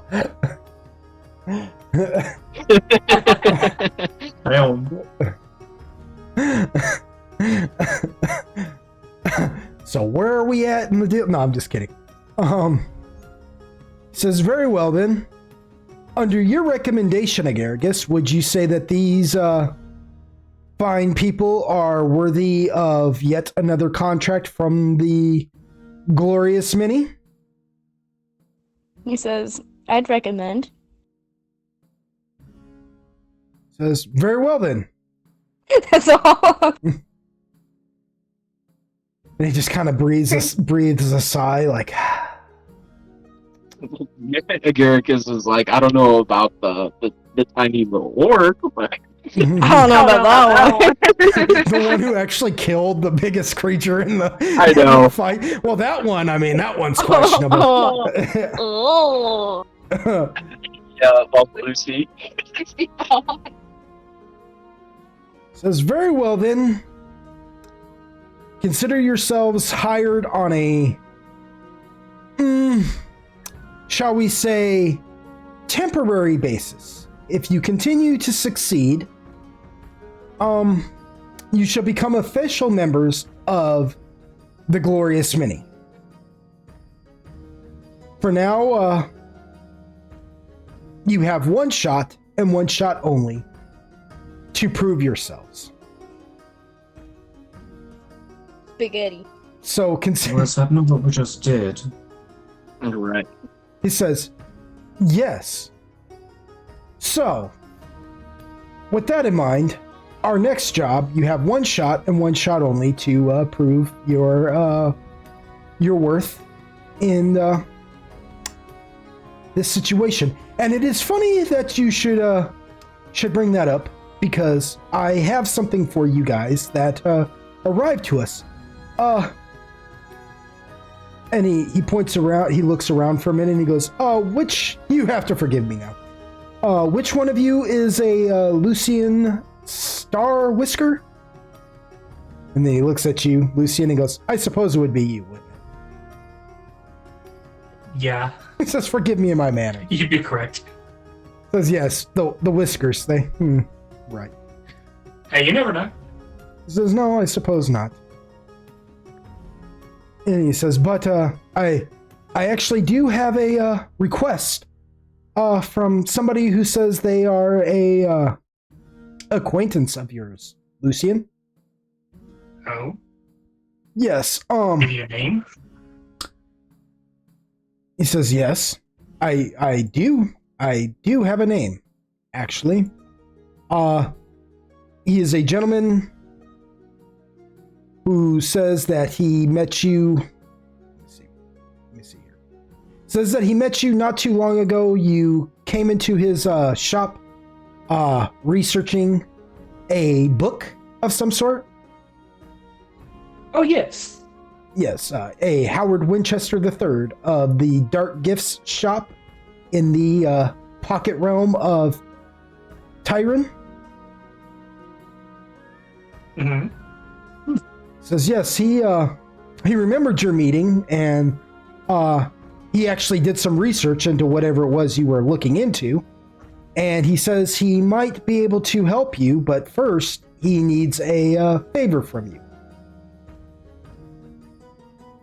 Okay. Says, and I told him that if you come back alive from this task that I have set before you, that I would send you and the rest of the one-shots to assist in such a thing. I truly believe that having good relations between us and the Adventurers League in the pocket realm of Tyron would be beneficial to House for Risen. So. Mm-hmm. So, come morning, I will send you all out to handle this. Can you go into the detail on what this favor is, though? It's not a favor as much as it is a job. I believe he's doing you a favor by telling you whatever it is he has to tell you as soon as you, upon completion of the job. Is how I looked at it. At least that's how we're going to go about it. Thank you. What do you know of it, Adventurers League? Well, you know, the Adventurers League is basically a guild of people from. It is to my understanding that, due to my current employer, Lord Farizan of House Farizan, him and his legendary group, and he says that almost, he says that with like a bit of pride beaming upon his face. Their legendary actions have resulted in moments of chaos, if you will. And as a result, this Adventurers League has spawned up to sort of fill in a need to be able to assist adventurers in order to keep unfortunate circumstances from occurring across the globe. They are kind of the liaisons for adventurers. They supposedly work for a gentleman by the name of Chronotyran, who I guess is the master of that pocket realm. And don't ask me what a pocket realm exactly is. I know what pocket dimensions are. I have a tenuous grasp on the concept there, but the pocket realms are kind of a different thing altogether, but as far as I can understand, they live within this pocket realm, and it's kind of its own ecosystem there.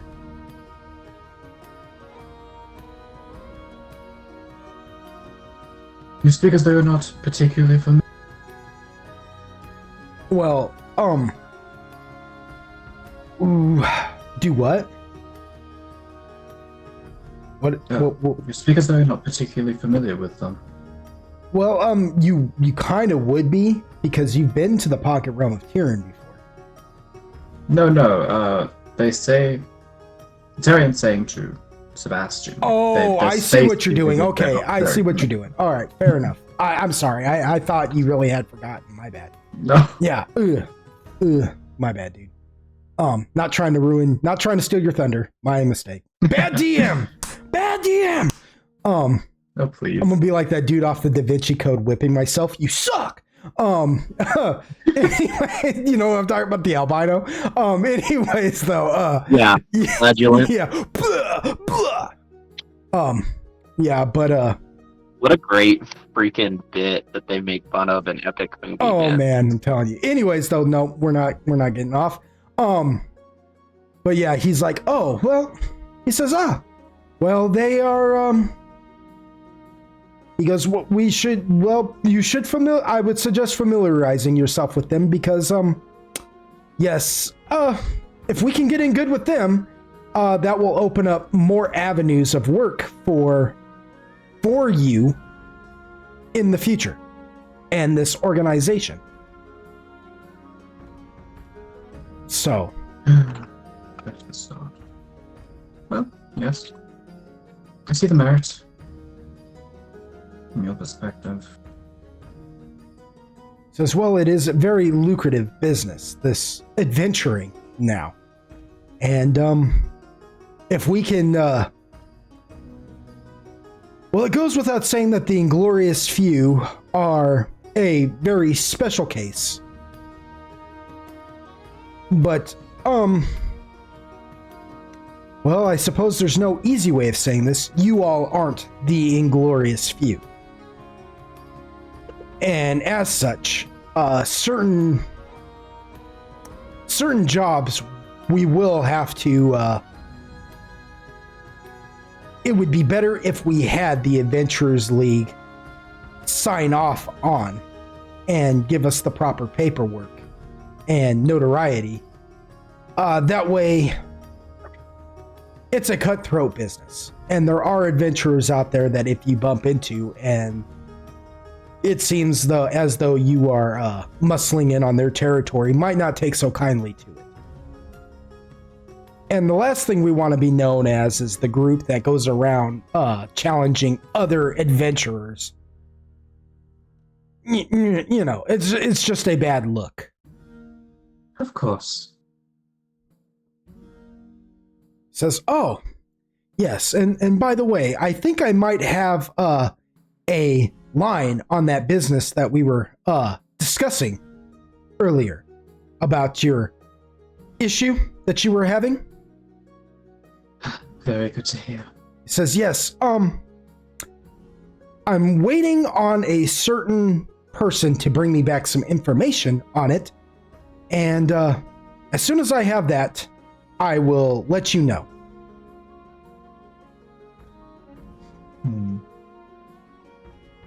You would tell me if you found that you'd expended your means and not found anything out, right? He says, oh, darling. My means are vast and my network is great. He says, I never, ever expend my means beyond their ability. And my means can go on and on and on. Okay, I have faith. Saucy. Just He looks at you, Eom, and he says, quite, and just kind of winks. He says, you know I'm made out of wood, right? I guess that's not a problem for you. He says, I have no problems. Ever. He says, and then he looks you over and he goes, You do have very striking features, though. Says, but no. You all need rest. He just smiles and he's like, and he like nudges Takeshi, like forgetting the fact that he's an orc for a second. He's like, he likes me. Takashi, go ahead and roll me a. By the way, if you don't mind, I need you to roll me a.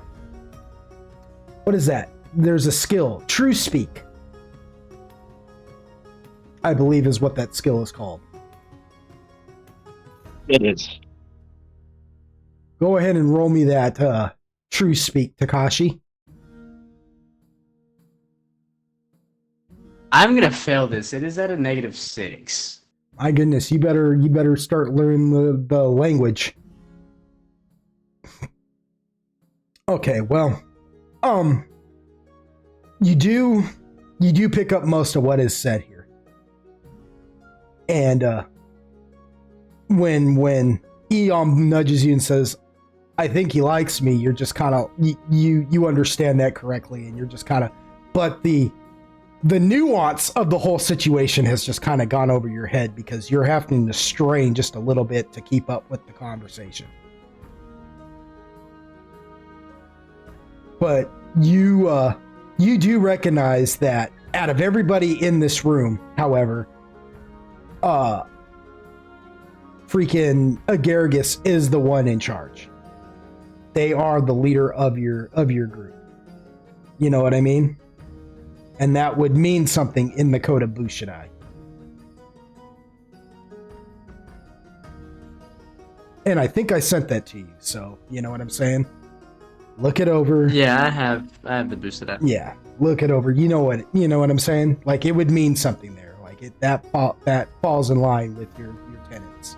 You know what I'm saying? Recognizing who's true, who's in charge, you know? With that though, freaking Sebastian claps his hands together. He's like, well, you all need food and you need rest. I've already had Red woken up to prepare some food. It is a variety because I'm not entirely sure what each of yours dietary restrictions would be. So I just have a spread of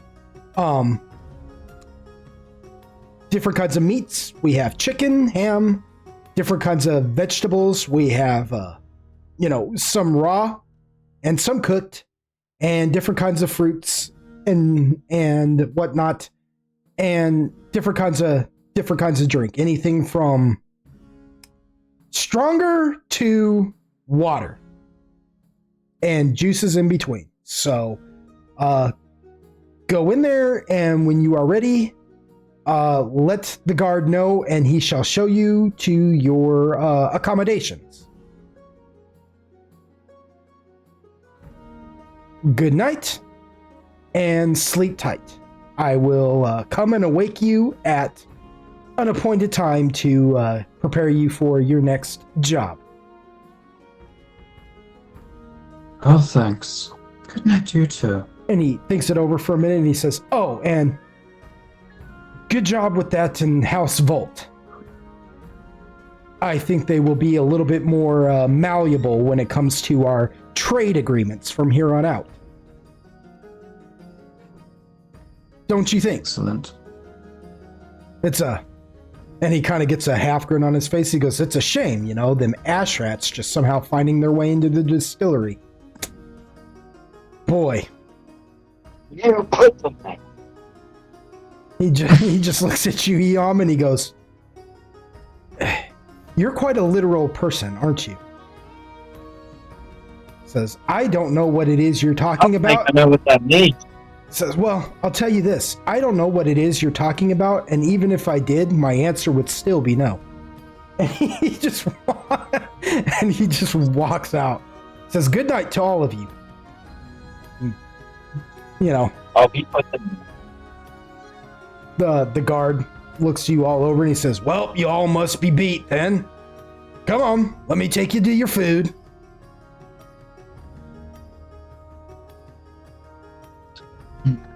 You all make your way into the tavern area of Verizon Manor, you know, the tavern and pub. Mm-hmm. And behind the counter there, you see a grizzled looking cook setting up a meal at a table for all of you. And it's like he said, you know, there's cold milk, there's different kinds of juices, anything from apple to orange to grape. There's water, there's some different kinds of liquor and beer and wine, with like, you know, basically like game hens, fully cooked game hens, different kinds of fruits and vegetables there. There's a whole ham that he's prepared. You know, and the first thing you notice about this cook, he wears a dirty apron, and he's always got like a bottle of some kind of liquor in his hand that he's drinking as he's just got like a toothpick. But it's not like one of those refined toothpick. It just looks like a sliver that he chunked out of a piece of wood and he picks his teeth with. But the funny thing about him is that he's always got this rooster just hanging out on his shoulder like a pet bird. And he just looks at you guys and he says, oh yeah, the newcomers. He says, welcome. He says, my name is Bob. It's Bob Rooster, but everybody calls me Red. And then he motions to the rooster on his shoulder and he says, and this is Tubbs. And he just smiles, missing like one, like you guys see that he's got like missing a few teeth in his mouth. Says it's a pleasure, Red and Tubbs. Says it's a pleasure to meet you. Says you guys are the replacements, huh? I suppose so. As well, sit down. Come eat this fine meal I've prepared for you. And he kind of stumbles around like it is a wonder to see, because he moves like he's just like fully intoxicated at all times. But when it comes to his preparation, it is immaculate. The way he slides plates onto into each section, the way he sets silverware and napkins and even folds them up real nicely and everything. You know, this guy would not be fit to drive. And yet here he is just slapping it all down. And then drunken finesse should be a skill. Yeah, and he's just taking full. Well, it's canon. He has drunken finesse. And as he takes big old swills of his liquor, he's like, and then burps. Like, enjoy the meal. He goes, yeah, I've been cooking for years, me and Tubbs. Tubbs just rides along and I cook the meals. We tried it the other way around and I almost broke his back. And then he just walks off. He says, don't worry about cleaning up after yourselves. I'll have the girls do it later.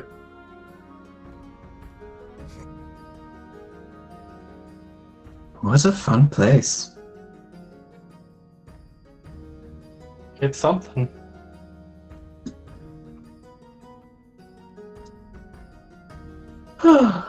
So I'm going to give you all a moment right now, if you want, to just get to know each other.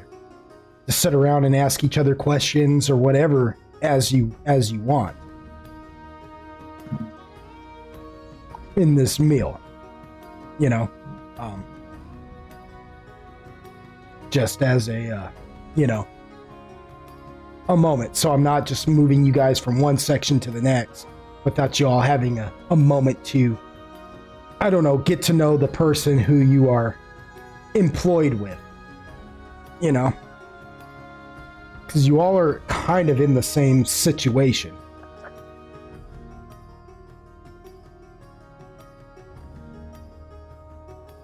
At the very least, I'm just gonna say that Eom is sitting there drinking a pitcher of water to himself. Like, he's not pouring it into a glass or anything. He's just drinking it straight from the pitcher.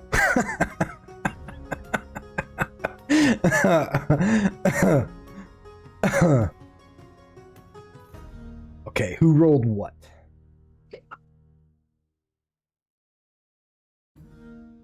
Yes, that is correct, Mind Doc. That is correct, Mind Doc. Nice job. You're welcome.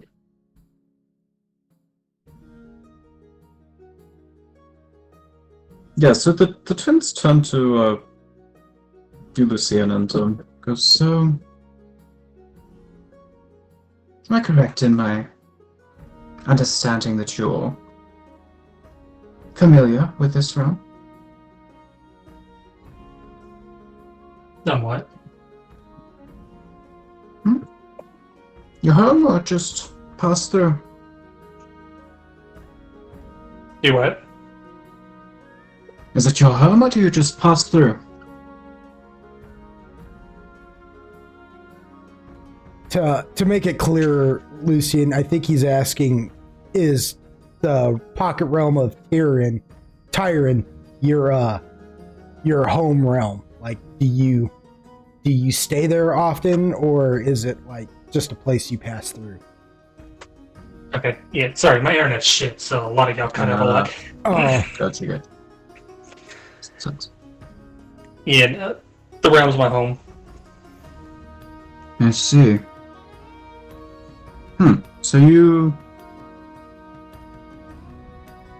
recognize our place there? Sort of asks questioningly. Recognize what? No? What we would be. Where we would be right now? No. No, like what we, and sort of gestures to himself and like Cecilixo.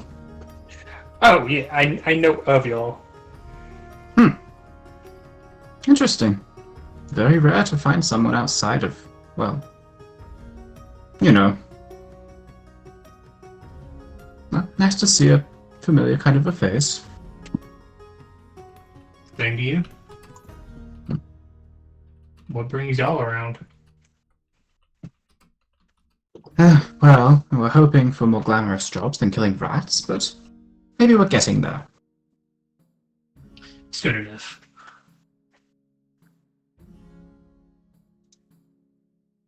You have any particular objective? Just try to make contact with this realm, really. And more private one at this time. Sorry, I can't really go into too much detail on it. Yes, well, we all have our personal objectives, but I understand just wanting to get out. It's so peaceful there. It can get rather boring. You're telling me.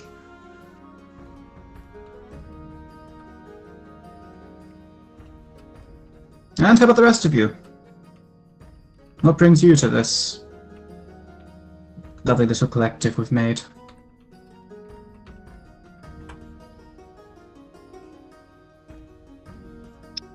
I guess Eon's gonna chime in and be like, well, I'm looking for the orc that cut down my tree.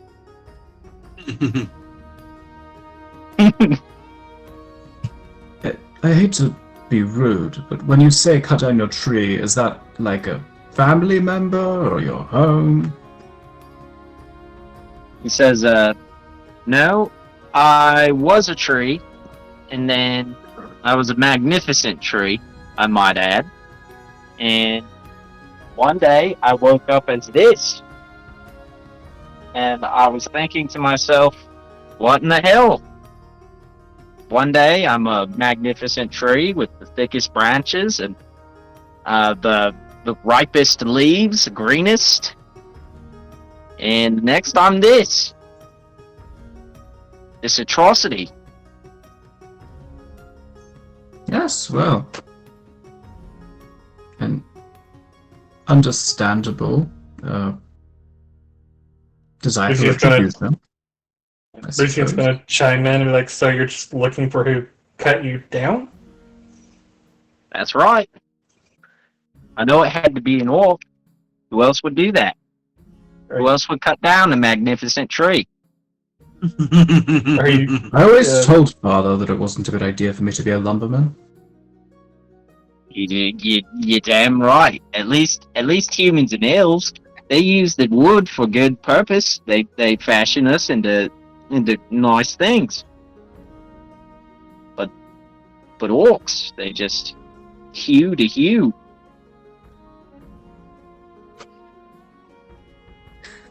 Just sort of nods in passive agreement. Disregarding the orc presence. Lucian's chuckling. Just Those damn orcs. He just steals a passive grimace at fucking Takeshi.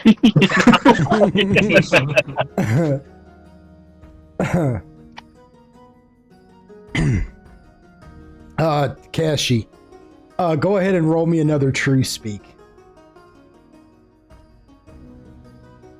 We're gonna actually see if Takashi actually picked up on most of that was said, if he understands that everybody's kind of talking about him in a weird in a roundabout way. Everybody's talking about him right now. Takashi, you're just... I ain't understand shit. Yeah, you just I'm sitting there looking semi-pretty. You're over there just eating your food in quiet contemplation. Though I must say, most orcs I've been around have more of a temper than to tolerate all this. I wonder if he can understand us. Ooh, go ahead and roll. Ooh, you go ahead. This is we're just commenting. Yeah, I know, but you know what though? Luxo might be able to just determine. He might just look at him and say, you know what? He might not even really understand what we're saying. Go ahead and roll me a.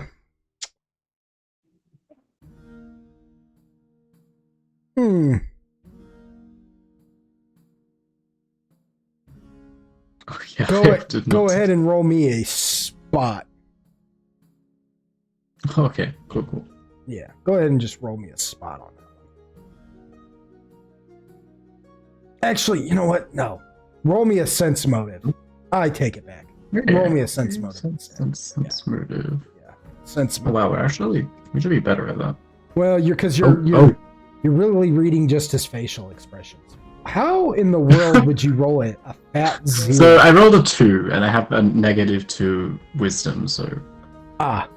Yeah, you're looking him over and you're just like, yeah, he might be acting. And because of and I'm going to go as far as to saying, because of your nature, your performative nature, you could say, the fact that he may be acting intrigues you a little bit, because you're like, could we have found the one orc? You know what I'm saying? Suddenly, they sort of, glancing over, a little bit, not nervously, but, just sort of, a bit concerned, oh, wait, am I actually just be wary now? Maybe I should watch what I say. The two sort of just look between each other, So you all are taking in your situation as you all are talking with each other. And you guys just happen to look over and see Agaragis just doing what Agaragis does. And I feel comfortable in saying this because this is what Agaragis has always stated as a fact of their character. Whenever there's food around, they are shoveling it down. And you see this 4-foot person, this 4-foot mushroom person, being a bottomless pit when it comes to this food. And in pockets. Yeah, they're just stuffing food, eating it, stuffing it in different folds of their body. And Yeah, because I got pants. Your flesh are your pants. and the situation has dawned on all of you, or all of you who are truly paying attention. And I'm going to say to Thali, because you have said nothing, you are just over there. Yeah, she's hanging out in the corner just watching, like, what the fuck? Yeah, observing, but it has dawned on all of you that this is the one in charge. This is your commander. It is setting in. And she goes, and Agaragis, I mean, there's something to be said about this. Agaragis is low-key, that one. But Agaragis is just shoveling it in. But Agaragis, before you realize it, you happen to just realize everybody's looking at you. He just, like, whatever food is in his hand that he was getting ready to put in his pockets, he just slowly puts back down. So, tell us about your time with the glorious few. Surely have to have a fun story or two.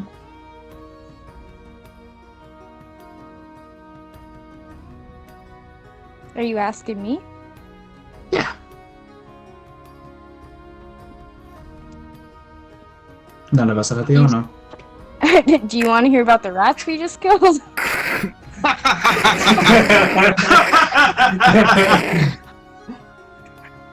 Preferably something that we haven't gone through ourselves.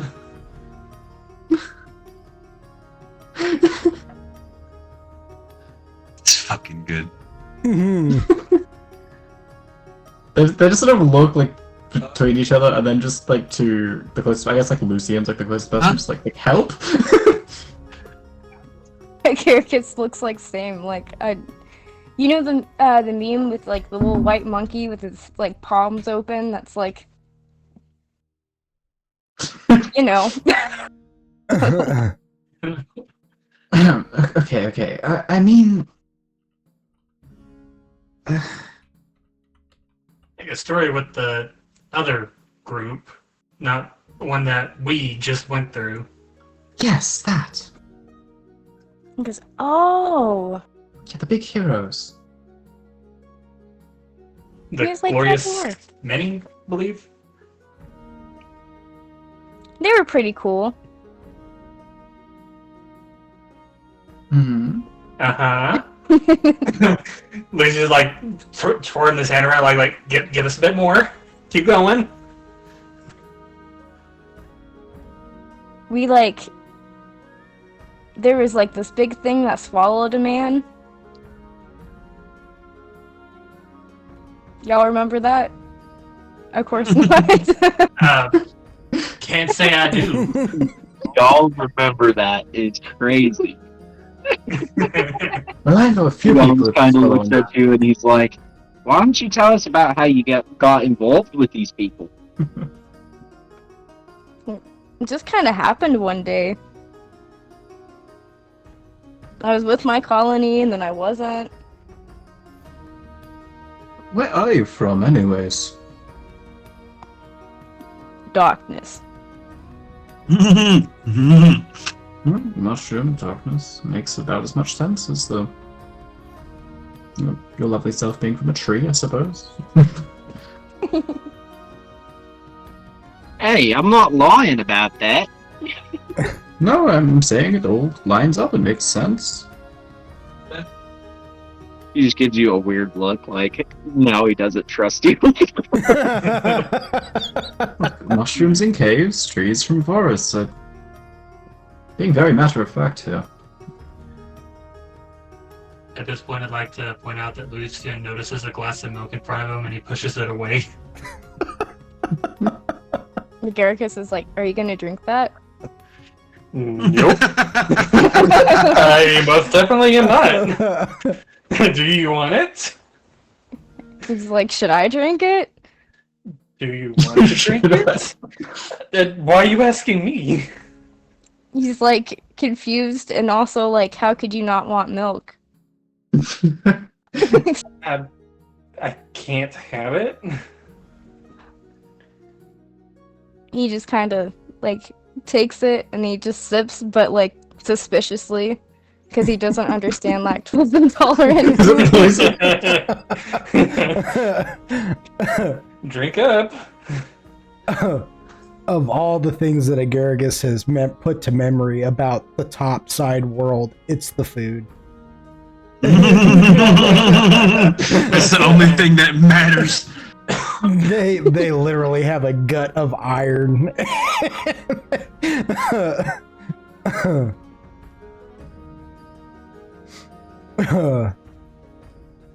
He just kind of looks around like, all right, so he's going next.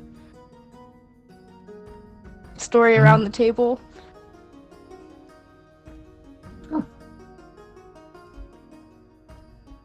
Well, Just gonna look I feel towards one of the Ollie. more interesting ones being the, member of the big famous group and all.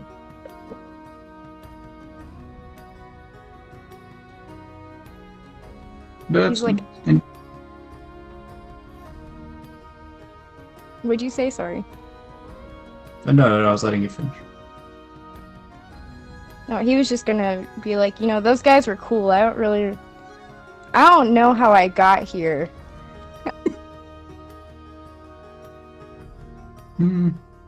It's like that sometimes. I do understand. He's like, I almost forgot that you guys weren't those guys. Crazy. I suppose that means we're doing good so far. It's like, we haven't died yet, so I'd say so. Yeah, I'd say that's a big plus. Well, that would have been pretty embarrassing. Indeed. I'm gonna say, It's true. Especially to a damned rat. I was gonna say, and I don't want to interrupt, but I was gonna say that Agaragis being like, I don't really know how I got with them, type of thing. All that, like, Takashi isn't always picking up on everything said, but he does pick up on that. And something about that just kind of strikes him, like, as sort of like the same. He's like, yeah, I don't know how I ended up where I did either. Like, if I'm being honest, like, one moment I'm on my island and the next time, They not speak in common, or is he doesn't have it? The thing about it is the common in Siren is not entirely the same as the common on the continent of Pengshun. Like, Fair. humans' languages are different. Like, Yeah, it's like English and English. Or, like the difference. Or English and then what Mind Dog speaks. Or like, well, I mean, Wow. honestly, though, That was a close one. but like, Hey, you like how I got that? I got it. I got it. I got it. honestly, Hey, I got but you. it'd be Mind like Dog. Use that slang. Use it. Mind Dog. like, but I mean, honestly, like, Mind block. yeah. it Funny is enough, like that's the language that Eon speaks. it is like a difference though in languages, though. You know what I'm saying? Like, like you got Chinese. If you go to China, what is the common tongue in China? Chinese, right? Well, Over Mandarin. But yeah, that was or common. yeah, well, that's old Chinese though, and it depends. It really depends on who you're talking to. Yeah, it'd be like Kill Bill when he's like, "You don't even speak Mandarin. I hate that." Like, yeah, I mean, yeah, that's. But I mean, splitting hairs aside, you get what I'm saying, though. You know what I mean? Like, so, like for him and Takashi had to learn the common of this continent, and so it's still a little rough to him. You know what I mean? He had to like learn this language. Even though it is technically common, it's not the common of where he's from. You know what I'm saying? It gives that Still learning. it gives a real world, but he is picking up on it as time goes by, and I am making him technically roll a little less and less for certain things, and like that just now he picked up fully.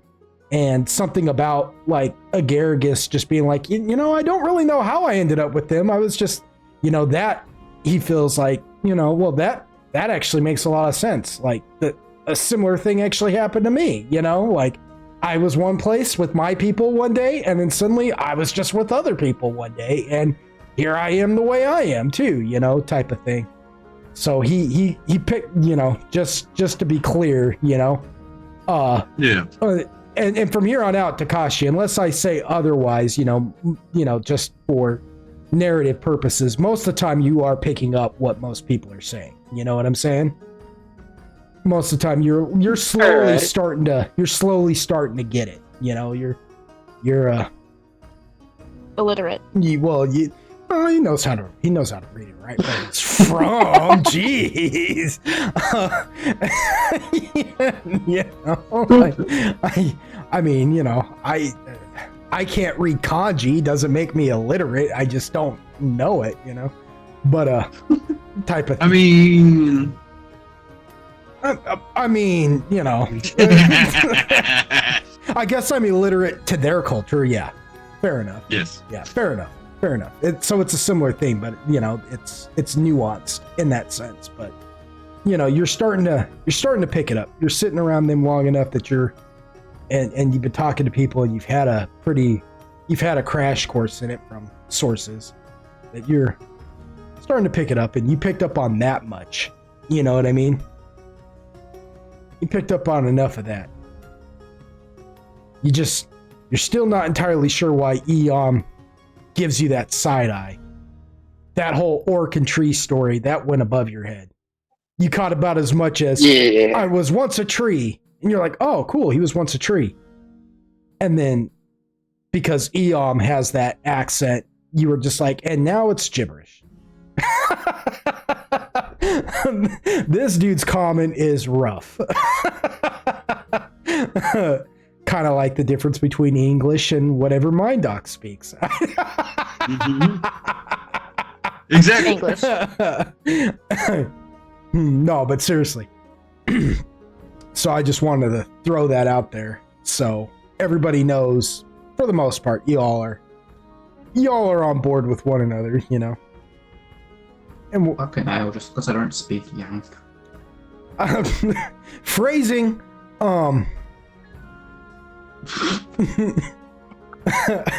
so, I guess is everybody ready, or was there more questions y'all had for one another? Because I feel like I interrupted at the wrong moment, but I wanted to make sure everybody was aware that everybody's aware, you know. Because I did kind of pigeonhole Takashi into a certain situation with his language barrier there.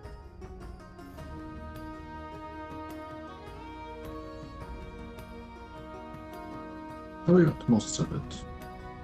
Most of it? Okay. Well, pretty soon, then a couple of guards appear, and one of them approaches you, Agaragis, and says, Your room is all ready for you, Lord Agaragis. Whenever you're... I'm sorry? Oh, he's gonna say, why, thank you, kind sir. Says, yes, whenever you're ready. For the rest of you, follow me. He's like, what are you doing with them? Says, well, we gotta give them, we gotta show them their accommodations. He just looks confused as like why they would be different from his. Because, Agaragis, you are one of the inglorious few. You're special, and it's showing. Yeah, the others are now realizing, oh, what the crap. Please someone get mind off so we just accidentally get sucked through that fucking doorway. Yeah. The rest of you are shown to a room here in the tavern, and it is a large room that has been furnished for you guys. It is just yours, though. You are not sharing it with anybody else renting space here, you know, staying the night. This is a spot for you guys, but it is a large room with beds. It is. I want you all to think of like a barracks structure. Oh, yeah. It says, "Enjoy your sleep," and he turns and exits the room, leaving the rest of you there. As Garrigus, you had a room here anyways.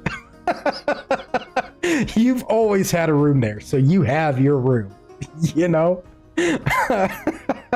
It would be just weird now for you to. However, you're allowed to play as much D&D as you like.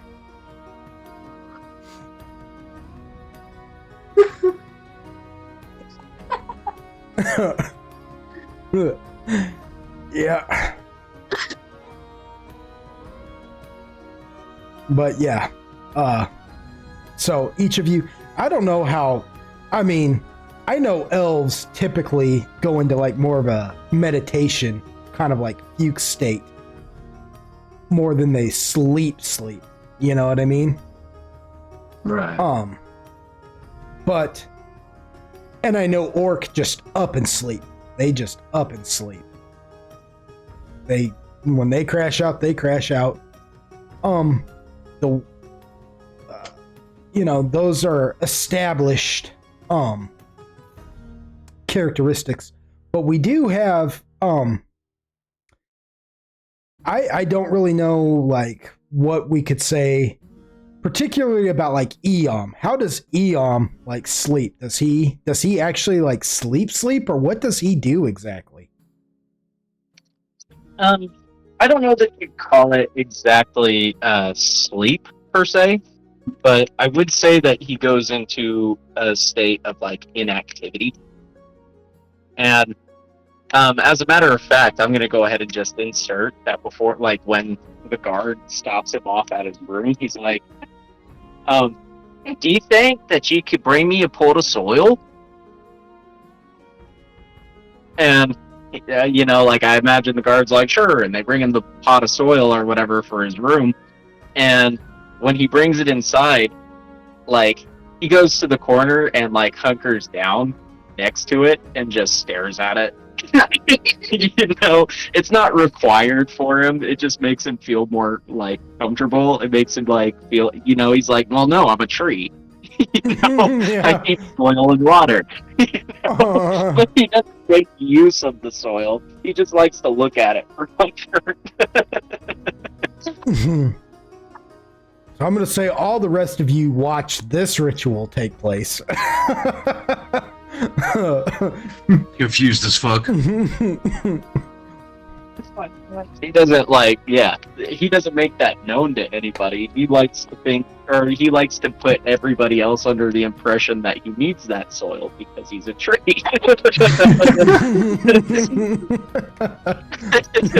So, no. Sure. And just Tathali and Lucian, they just kind of sleep like normal Yeah. creatures would. Yeah, I figured, a fox and a cat, which is funny to me because typically foxes and cats are more nocturnal creatures, but for the sake of brevity, and Lucian's got the zoomies. Yeah, I was gonna say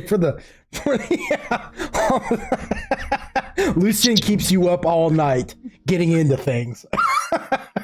Jumping up on the counters and licking the butter. I would say if anything, that would be the most normal part about the whole situation for her, would be like something acting weird, and it's just like, oh, that's just another animal. I'm fine. You're right.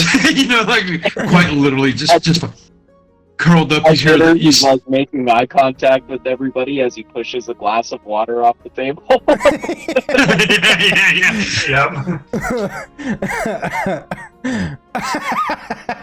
Actually, if anything, like on her bunk, you see her like, how foxes curl up? That's just kind of how she's curled up.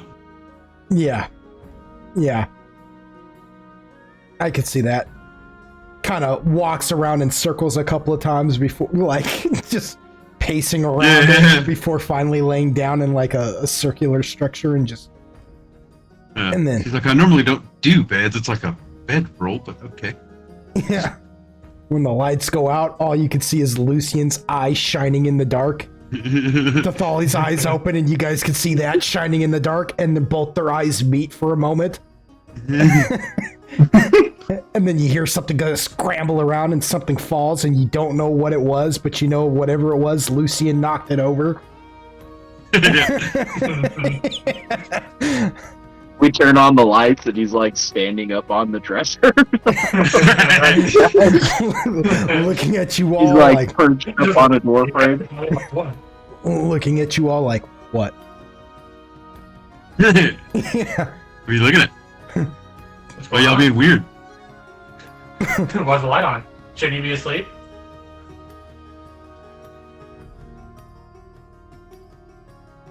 Tathali, that was at you, not at me. That was at you. You asked that question legitimately. Just close his eyes. It's like, whatever, bro. Freaking felines, I don't understand. Should have fed that one to the mouse. Dog, quit bumping the table. Wham. Bumping the table. All right, yeah. So eventually you all do make it through the rest of the night with I want to say it was uneventful, but let's face it. I think every once in a while, even Tathali made like a yapping sound like foxes are known to do. Just out of nowhere, you guys just heard which caused What the I didn't know they made that noise, for the love of God. Yeah, have you ever heard a fox out in the wild? They're spooky sometimes, man. Like I was watching. Yeah, they make like a high screech, not whatever the fuck that was. Well, I mean, you know, I'm not a fox, all right? Give me a break. All I'm saying is you made a noise that caused Lucian to jump up into the up into the freaking chandelier one time. Like, what is that? Like from a standing position, he just leapt right up in there. Hanging from. Yeah, like the cat sitting there doing his own thing, and then he hears that loud noise, and they just go fucking damn near to the ceiling. It's like, what the fuck? Nice. But Bro, I didn't know you had hops like that, bro. Yeah. Eventually you guys are woken up the next day. The guard enters the room and he's like, Lord Hargrow and oh shoot, I forgot his name. And Sebastian request your presence. So it's time to get up. And then he exits. Agargus, you have just a knock on the door with one of the guards calling out from the door, because we all know how Agargus sleeps. They just go into like a torpor and just root into the ground. And actually, Agargus, before your night, however, is an interesting one. Because in your torpor state, you get a vision of it's almost like you're in an interactive dream, It's always like that, you know what I'm saying?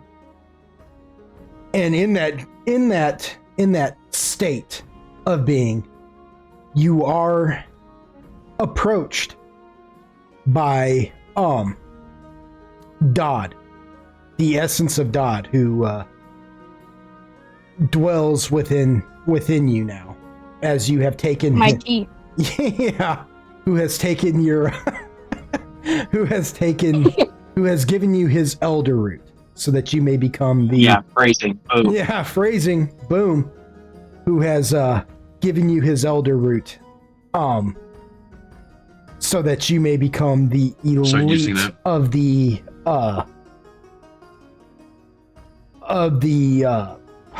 Pion Menders. And Dodd, in this vision, you just see Dodd sitting there with the time frame in his hand, looking it over. It's no longer covered in the black gem for its protection. And you know, Dodd, he's a pretty wild looking character. His body all looks like grass and everything, and his head just looks like a bouquet of flowers and fungi. You know, he's kind of an unsettling dude to look at if you weren't used to that kind of if you weren't used to that. But you know, If I also didn't look like that. yeah, if you also weren't kind of unsettling AF, then yes. But Right. but because because you are what you guys are, you don't see Dodd that way. Dodd is your mentor, and he's sitting there with the time frame, because you do own and possess the time frame once again, only now it's within its black gem again for its own protection. Only in this vision you see him holding the time frame in his hand, and he looks at you, Agaragis, and he says,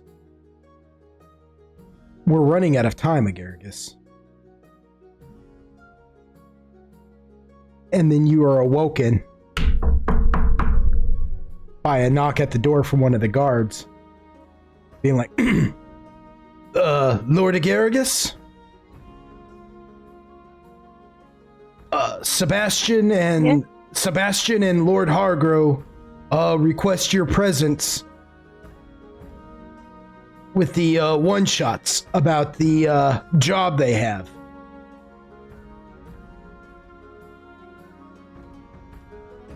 He just kind of thinks to himself, like, what is he talking about? Okay. Says, they're serving breakfast down in the tavern right now, my lord, if you want to grab a bite to eat before meeting with them in the study. You should see the rest of the newcomers down there getting something to eat as well, my lord. He says, thank you for letting me know there was food. Says, of course. Says, Agaricus is making, like, all the gestures that he would normally as he's, like, talking to this guy behind the door. Like, kind of bowing, yeah, nodding his head at him. But the guard can't see you one iota. No. He's like, we will see you there, my lord, when you get there. Good morning. And he scampers off. He yells, good morning. You hear him just say, "Aw." No, I'm just kidding. So, eventually you all meet in the tavern to have a breakfast. And eventually Agaragis joins the rest of you from their personal accommodations. And yeah, so what's going on this morning, guys? How is everybody feeling?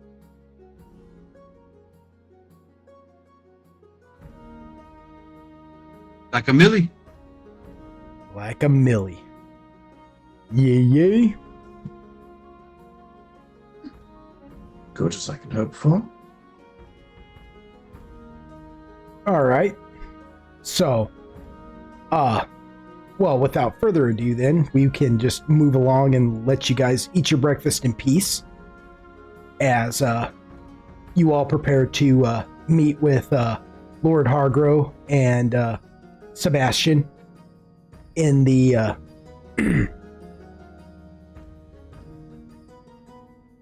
what you call it?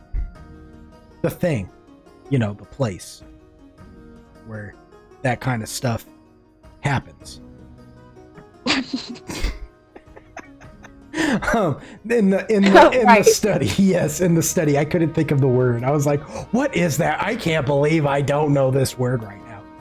Yes, but you all meet with Sebastian and Lord Hargrow in the study, and you all recognize Sebastian, of course. You all recognize Lord Hargrow as well.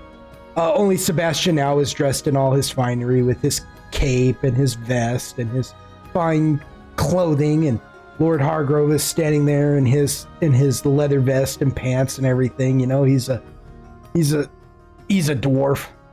You know, he's just a slightly better dressed dwarf than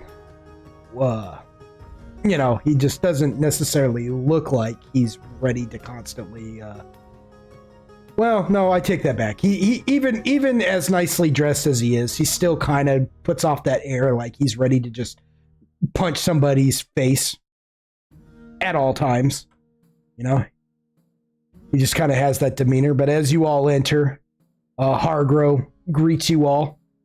He's like, "Well, look at here, the one shots. Sebastian tells me you all succeeded in last night's endeavor on some pest control over there at House Volt." Would See be pest. correct. The poultry test, of course. Says, "Yeah, well, don't be so quick to jump to bigger tasks just yet, lad." He goes, "We've already had many try out for this job and tried to send them on greater tasks. And boy, when I tell you the absolute horror that..." And as he's about to just start divulging certain information, Sebastian quickly interrupts him and goes, yes, that's not important, though. That's not important. Forget about those. Those people just weren't right for the job. That's all he's trying to say. There was no mutilations. Of course. He says, you know, and besides, even if there was a slight dismemberment or two, that would never happen to you guys. You guys are more than capable of handling yourselves, as you can see.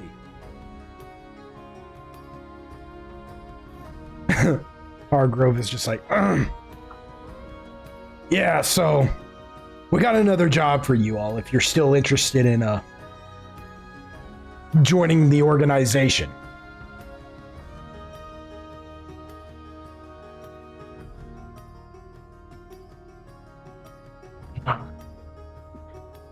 The organization? Yes.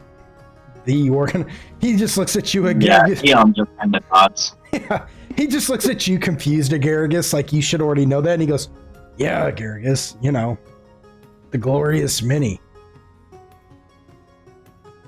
He goes, oh yeah.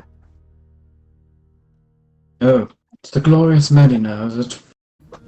He looks at Sebastian like, are you sure? Sebastian's like, they have seniority, it's important. He says, there has to be some kind of... Ooh.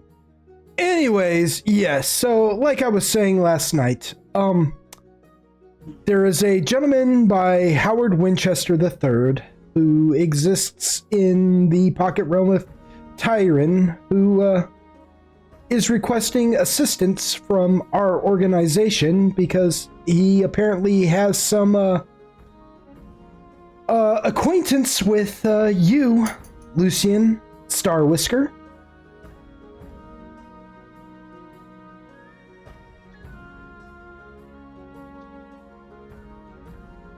Is that correct? Says, oh, good. So, I'm not entirely sure what the job is, I'll admit, but he says that his shop has a bit of a pest control problem as well, and we figured, well, that falls right in line with what we've been having you do anyways. So we figured, well, yeah, we'll have you guys, and since you guys seem to be great exterminators, we'd send you over there to, I don't know, kill some rats or perhaps a giant spider or two or something for this Howard Winchester, and He's even offered up some information on a matter that he said you were inquiring about, Lucian. And Blended. yeah, and while you're there, and he pulls out an envelope or like an envelope letter with a wax seal on it, you know, that has the Pharizan emblem on it. He goes, "Would you mind delivering that to your parents? I understand that they are the renowned Star Whiskers of the realm of Tyran, and yes, it's a formal greeting and introduction to our noble house, and yes." Sure. Says it would be much appreciated. I really appreciate that, and yes. Don't be disappointed. Not much comes of it. Says, "Oh, well, it's just a formal introduction. If they want to reach out, they will. They will." And Hargrove just kind of goes, "Oh, wait. Because he's just realizing, even though this was kind of covered in your interview, something has just dawned on Hargrove, and he goes, wait, you're from a noble house." Yeah. "A cat!" Yes. Is that a problem? He just kind of chuckles. He goes, "Can you imagine? A cat. a noble What about a cat. What about a cat being a noble? What's the joke here? He goes, "Oh, no, I don't understand. nothing at all." Oh no! Please explain. I like a good laugh. Freaking Sebastian's like, no time. Oh, they're expecting you, actually." And he walks over to a door and produces a key and turns the key and opens up the door. And beyond the door, you can see the realm of Tyran. And he goes, "Please, they are expecting you. Yes, pay no attention to Lord Hargrove. He's got a bit of a touch of the condition, if you will. Pay no attention to him. His thoughts and considerations are not reflected that of House Pharizan. Any opinions and that therefore expressed by him are not explicitly expressed by House Pharizan as a whole." And he just smiles real big.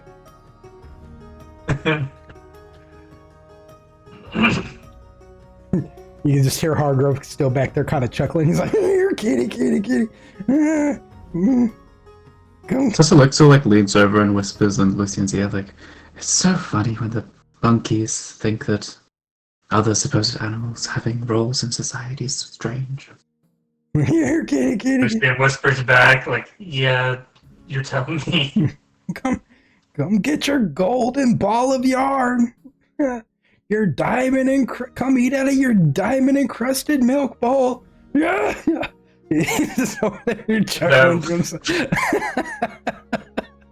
He's just chuckling to himself. The temptation to cast Sickening Ray upon him is getting strong within Lucian. Again, Sebastian's like, "Shall we?" And he just kind of motions for everybody to just go through the door. Please go. Mm-hmm. He says, "Agargus, you're in charge again. Pay attention and give us a full report of the situation when you get back."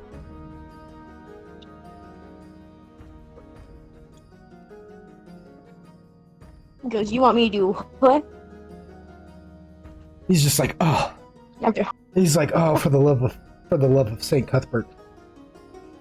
Tell me what happened when you get back. Please." He just nods his head. It's your job to look at them and, for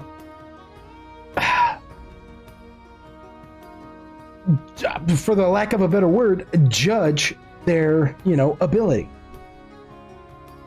"Oh, don't you worry, sir. We'll do good." Sort of like dragging Garrigus away with us. He smiles at you, Tyrion, and he says, He goes, I know you will. And yes, as soon as I know, I'll make sure that you and your family are well taken care of, sir.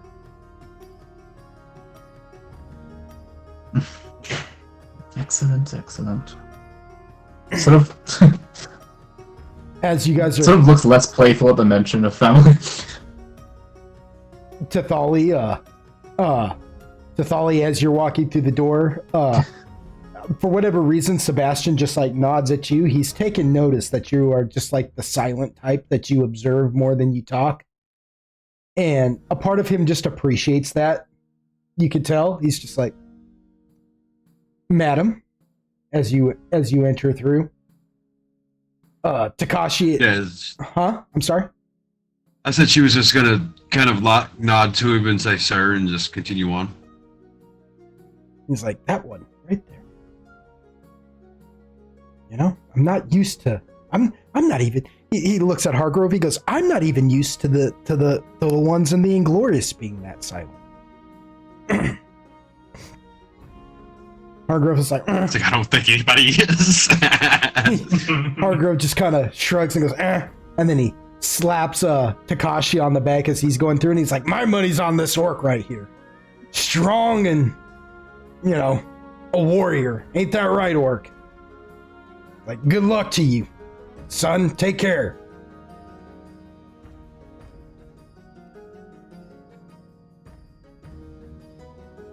And Takashi's dead.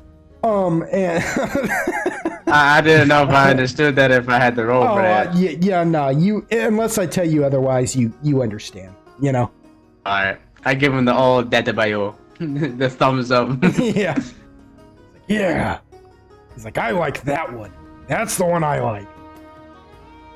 He's like, well, I mean, you all have a lot in common.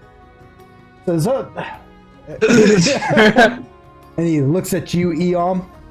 Sebastian looks at you, Eom, and he goes, I haven't gotten word from Mag about that certain predicament, but she says that Baldo is looking into it. So, as soon as I know, you'll know, sir. He kind of like raises a ruddy eyebrow and he's like, you mean who cut down my tree? Is that what you mean? Says, yes. Because that's the only thing I care about. He just kind of side eyes Hargrove, and Hargrove just kind of shrugs and he says, yes. Of course.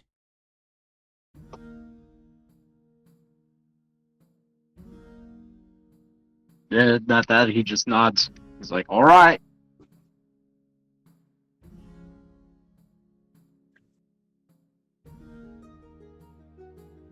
Oh, okay. Like, He's kind of, and then he like shuts the door behind you guys, and he's like, says to Hargrove when everybody's at a earshot, and he goes, what is he talking about a tree? He goes, I don't know. He goes, what time is it? It's like, it's 9 a.m. He says, I'm gonna go get drunk. He just laughs. And Sebastian just looks and goes, Solar, where are you? Picks up Lulu and he's like, well, you won't abandon me, will you? And Lulu scratches him. He's like, oh, Lulu, that kills! And they, so you guys find yourselves in the pocket realm of Tyrion, or Tyrion. And, but you're not at the Adventurers League. You guys have just, it's like you guys are coming out the door of like some shop or something, but those of you who are familiar with this realm, mainly being Itarion, Sir Solixel, and Lucian, you guys know that that's just the way to travel there. Like, any door is an opportunity to actually travel into this realm. For the rest of you, it's kind of off-putting because it's like you guys just came out, like you just exited the manor, but now you're exiting a shop, and now you're in just some strange new place. And this is a bustling city full of all sorts of manner of different kinds of being. And when I say different kinds of being, I mean you see celestials, you see pit fiends, you see, and I'm not even kidding, you see dryads and Trents and like what would you call it, night hags, and different beings of all sorts, all existing in this one place, and nobody is making any attempt to cause trouble with one another. Again, for Lucian and the twins, you guys know this to be because this is an extremely neutral place. This place is neutral. Nobody is allowed to handle their beefs there because of the chronomancers. You know, basically the law enforcement of this pocket realm. They will not abide by hostile attitude, but there are gnomes, dwarves, elves, you know, Tathali. You see what looks like freed Roxasha walking through here. You know? Yeah. All manner of it. There are Illithid. There are things here. Agargus, you recognize Illithid walking through here, who are mind flayers, you know? Purple people with squid, like Cthulhu-like faces, you know them from the underworld. You know them to be extremely malicious. Normally, most of the time, sinister, malevolent beings who are just passing through here, minding their own business. But you know, this is a very strange and alien place to most of you. Lucian, again, you grew up here, so this is all just whatever. You know, it's like living in Las Vegas. It's another Tuesday. Yeah, it's like living in Las Vegas. You can always tell who's a tourist in Las Vegas because they're always looking up at all the sights. People who live in Las Vegas don't, all the lights, all the brightness of it doesn't even faze them, you know? And you're kind of that same way. All these different beings here, it's like, well, yeah, this is just a Tuesday. So, but yeah, you know where to go. So, I suppose you take the lead and show everybody where this Howard Winchester's shop, Dark Gifts, is at. Yep. All right. So you bring. Yeah, I make a point of kind of. All right, so if you'll follow me.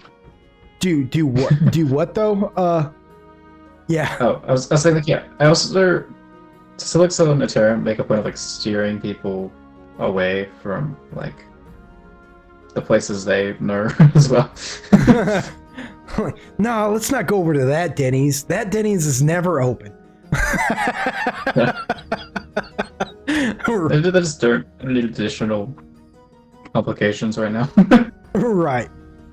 So there's no going over to the collection, as it were. I got you. It's also talking, and it's taking like 10 years.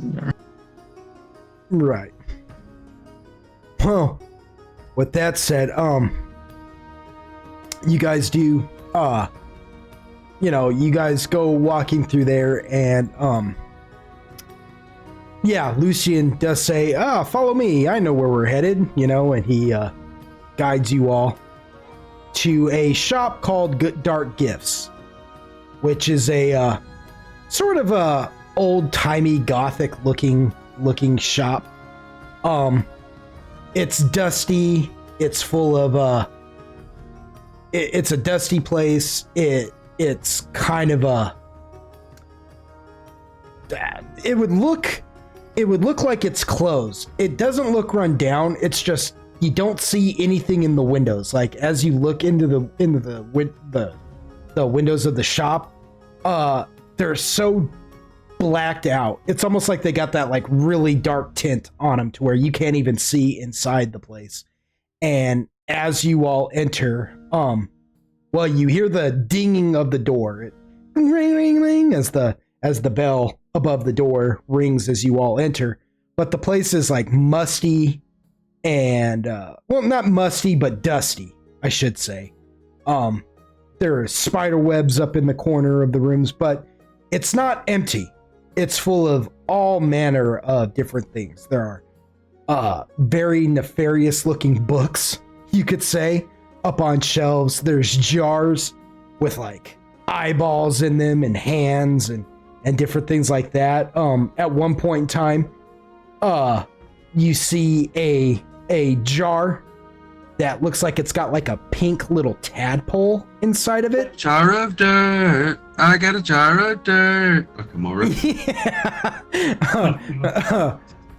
You see like a jar though that has like what looks like a pink tadpole in it that has like a squid-like mouth, if you will, just hanging out in there.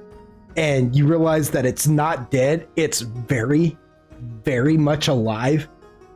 And as some of you gaze at it, you realize it's looking at you as well. It's just as aware of you as you are of it. And it as it looks at you all as you go walking by. And it's just this tiny little jar, this little squid worm tadpole looking thing inside of it, just watching you. As you walk by, its eyes are just following your guys' movement, you know? I resist the urge to smash it. Roll me a will save. No. Your mom. Well, guys, guess what?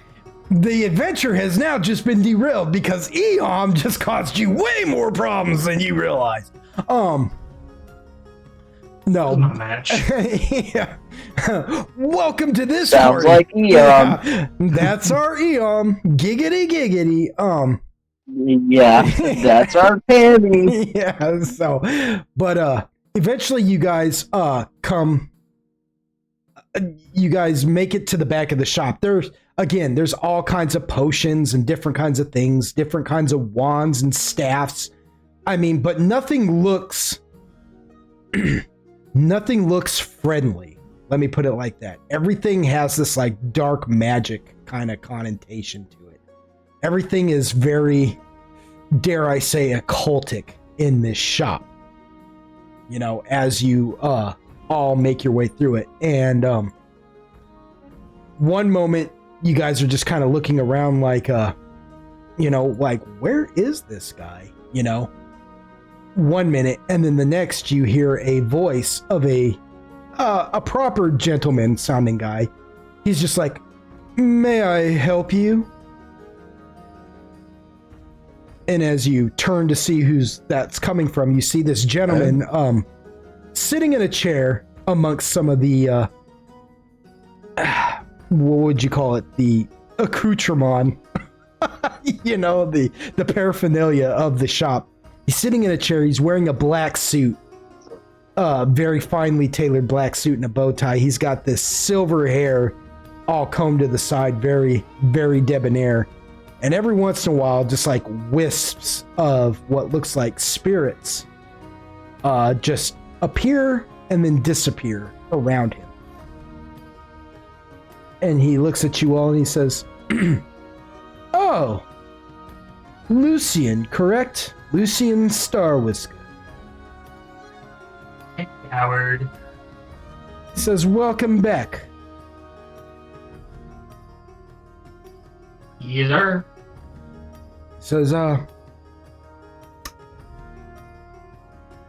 "You'll have to forgive me, us meeting again in such terms and whatnot, but you will be happy to know that when you left here earlier, after inquiring about things of a," and he looks at everybody else and he says, "a certain nature, I suppose. I don't know what it is I'm allowed to actually say in present company. And he looks at the rest of you and he says, I do, though, apologize. My name is Howard Winchester III, and I am the proprietor of this shop, Dark Gifts. And you're more than welcome to feel free and look around. And, well, I suppose since I have requested your help with such things and in the issue that I'm facing here, the only reward I really have to offer is to Lucian about said information. But if it makes you all feel any better, consider anything in this shop that you can find half off, guaranteed. One item, though, and before you make your decision, bring it to me and let me look it over. I would hate for you to accidentally get cursed. Lucian chuckles. Excellent to know. I don't have any money. Says, oh, well, that's too bad. So, Put it on my tab. Looks at you, Lucian, and he says, oh, yes, the famed Star Whiskers. Oh, yes, okay. I'll send the bill to your family then, shall I? To my father. It's very well, very well. It says, yes, anything half off. Bring it to me, though, first. Just in case. I'd hate for one of you to end up bleeding out your anus for all eternity. Duly noted. He wanders off. yeah, me too. I'm gonna wander off too and start looking at stuff. I mean, if Lucian's paying for it. As a matter of fact, I'm gonna say that before he does, he walks over to Lucian, he like puts a hand on his shoulder, and he's like, "You a good man," and then just walks off. Lucian's gonna look at his shoulder and just kind of like wipe it off a little bit. Right? I'm very clean. Keeping good appearances. Takashi, you understood all of that, by the way. Oddly enough, that's the clearest you think you've heard somebody speak. And you can't be sure if it's because you're starting to understand this common so well, or if there's something else going on here. But everything he said was loud and clear. Yippee! I'm gonna go look for a sword. Indeed. Oh, and Lucian's gonna yell to everybody, 1 item each. Does Zoltan understand that? Not Zoltan, does Takashi understand that? Yeah, he understood that. Come back with the fucking arsenal. Yeah. I want this, and this. He's like, and I don't even know what this thing is, but I pulled the string on it, and I think I heard a woman cry off in the distance, and that's cool. Yeah. He's like, and then I found this really weird string, and I pulled it, and it broke. Does that mean anything? And Howard's like, yes, somebody just died. Oh no. You just decided the fate of somebody. No, I got a Snapchat message too. Oh.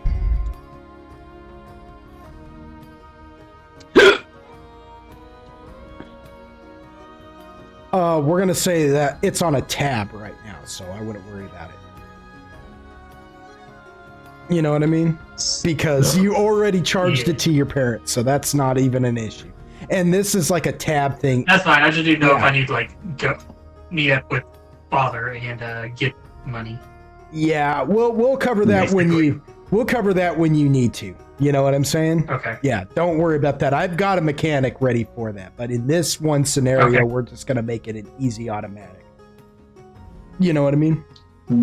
Gotcha. But gotcha. But yes, yeah, so Lucian takes you aside. Not Lucian, but Howard stands up and like brushes some dust off of his jacket. Somehow his suit always looks clean and immaculate, but when he rubs it, it's like centuries of dust are coming off of it. It is so weird. And he approaches you, Lucian, and he says, so this, and he whispers in your ear, and he whispers a certain name. You know what I'm saying? In your ear. Your patron, you know?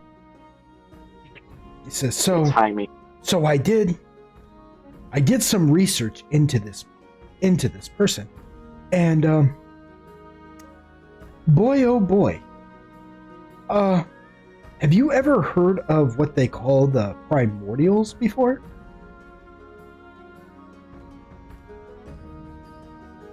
With Lucian, do I need to roll something to see if Lucian's You could roll verse? a knowledge of religion. Everybody should at least have a +5 in knowledge of religion. So, it's gonna take for something like a primordial knowledge, I'm gonna say you gotta roll like a.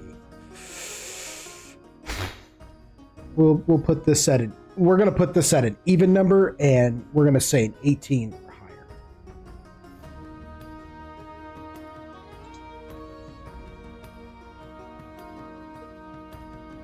higher. Good gravy. You should have a +5 though, so that technically would be like a. That would be a 7, but that still wouldn't. Well, it would be a 6. So, ouch. He No. he didn't pay that much attention. Yeah. Can't say I recall learning about that. Maybe I was fighting with one of the siblings at the time. Says, understandable. Actually, oddly enough, I did not have much knowledge about these primordials. Although I did have a rudimentary knowledge. I say rudimentary, but it's rudimentary because up until now I did not research much of it. But I knew enough about this character by the name of Toldoth, who is a god worshipped primarily. He's got little cults all over the world in Loxos, in the prime material plane. But his primarily worshipped. Sorry, he's primarily worshipped in on the continent of Pengshun, especially in the Kuatuan shogunate there. He says, he goes, if you don't know where all that's at, I won't bother you with the details, but he is a typical god, you know. But he's not typical at all. In fact, he's, oddly enough, he's one of these beings known as the primordials. And apparently the primordials are like gods, but gods as if they are drinking potions of giant strength. You know, they're super gods, if you will. Gods on crack? Well, it is. He's like, it is, in some circles, it's widely known that most gods that we worship here were once, that are primarily worshipped, were once mortals of some sort, who reached a level of divinity through deeds and whatever. The details on that are actually quite fuzzy. Most people don't really know how one reaches godhood, but it can happen to some. Apparently a primordial is a different, it is a horse of a different color, as it were. They do not obtain godhood, they are godhood. Oh. Says, yes, the whole idea of it is a bit more than I myself have been. I have been pondering this for a while, and it is a bit more than I myself can fathom. But imagine like, and I'm sure there is some kind of explanation for them, but they are not governed by laws of time and space. So, according to us, they would have no beginning and no end, if that makes any sense. Because we are shackled by such things, and these beings are not. And apparently your patron is one of these primordials. But if my research serves me correctly, he is the primordial. What?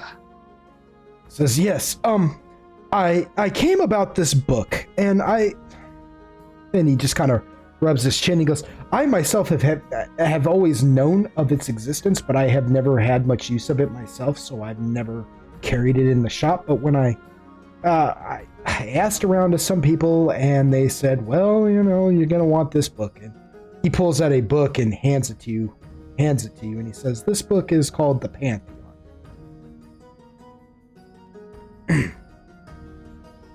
Oh. Says now, and as you open it, you realize that it's just a swirl of colors and nonsense. I was just gonna look up, so I was like, what is this? He says, yes, it's known to do that. It does not reveal itself until you earn that right, apparently.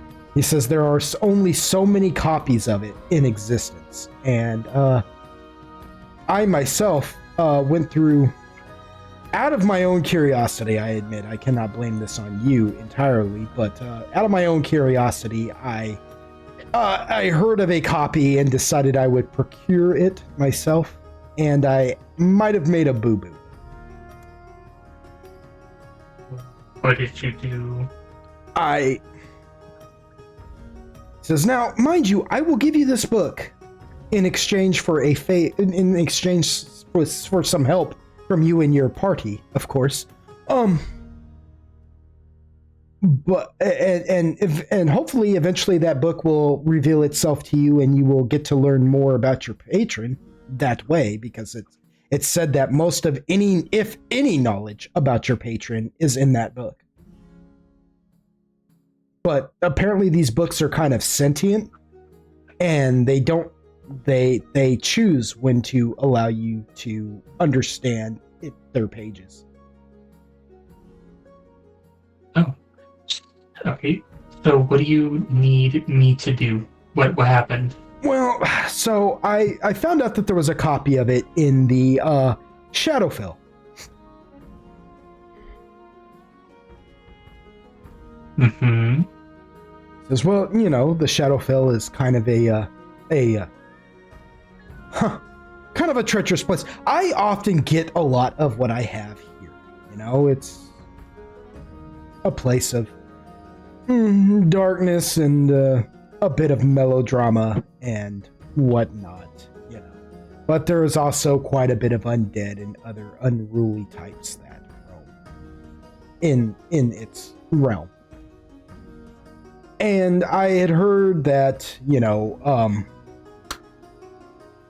perhaps there was a copy of this book of the Pantheon in the Shadowfell in the land of Thul Tanthar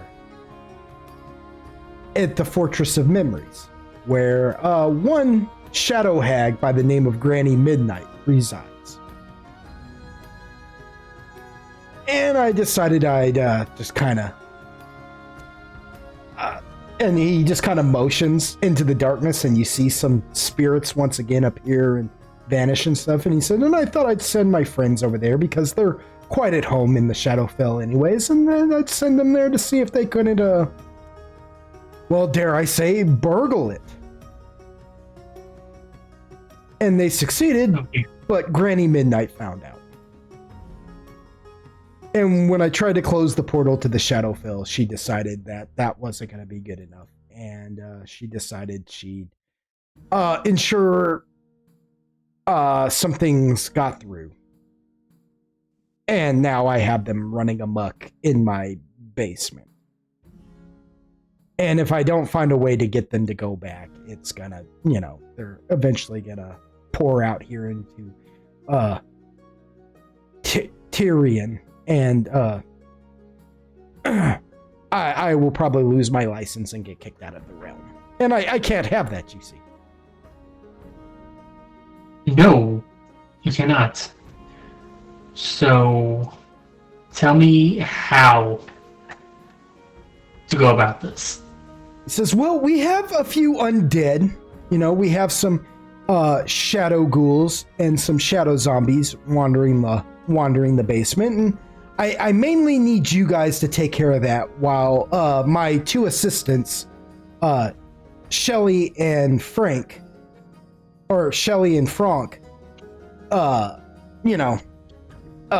get the nastier customers out of here.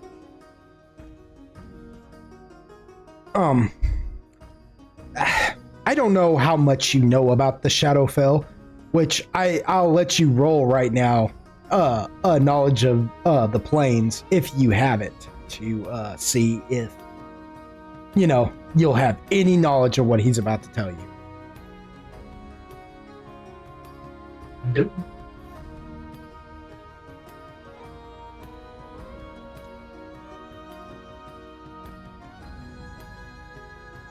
Oh my gosh. Nice. So you're like, yeah, the Shadowfell kind of sucks, man. Like, it is a place where lots of necromancers live. There's a chick there by the name of the Raven Queen who's kind of a nasty customer. There's a couple of almost like a necromancers union that hangs out there of a dude by the name of Saztam that lives there, who's a real troublesome necromancer.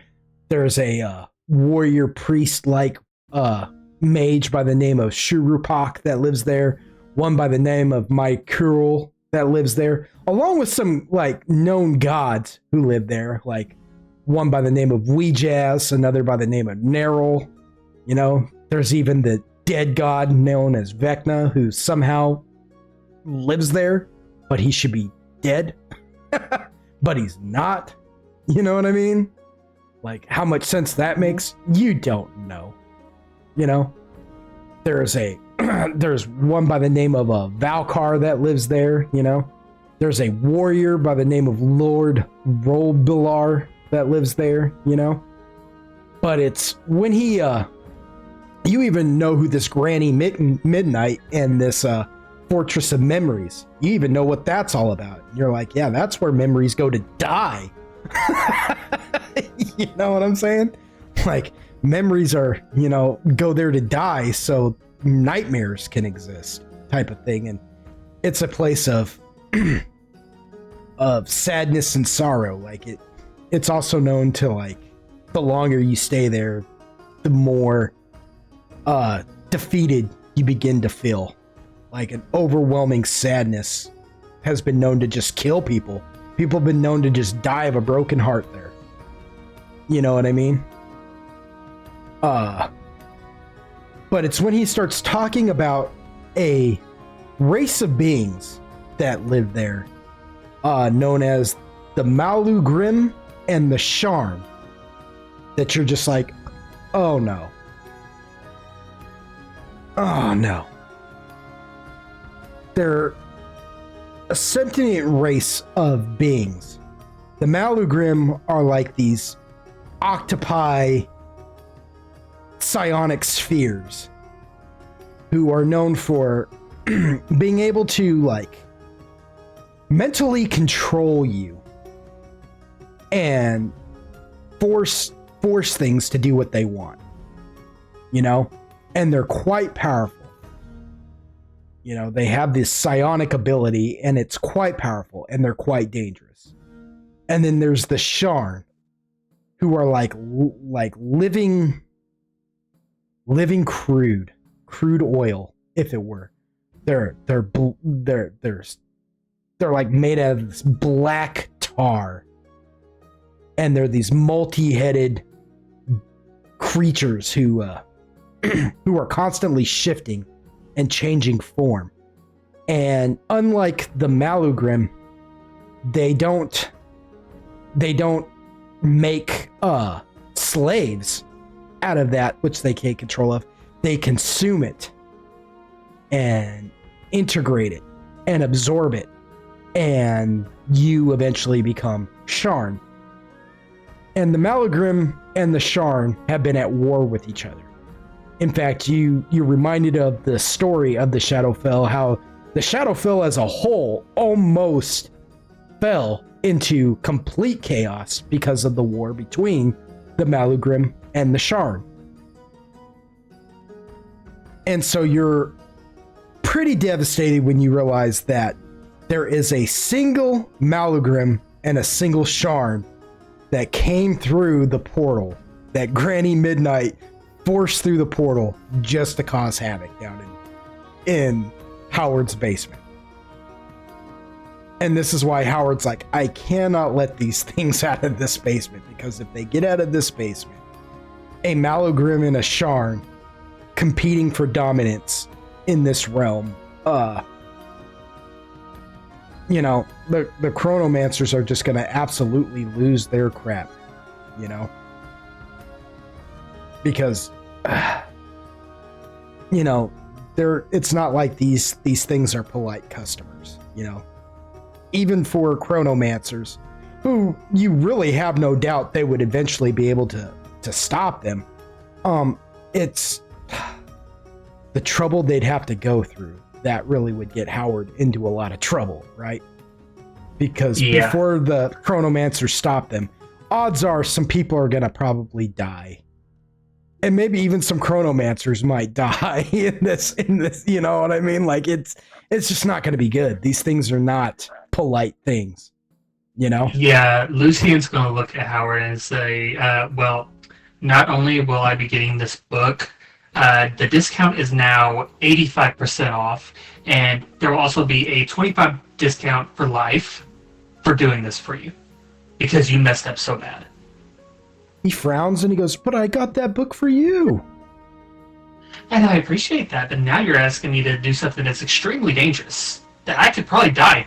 He goes, I just need you to handle the shadow ghouls and the shadow zombies. The Malugrim and the Sharn will be handled by my revenants, Shelley and Franck.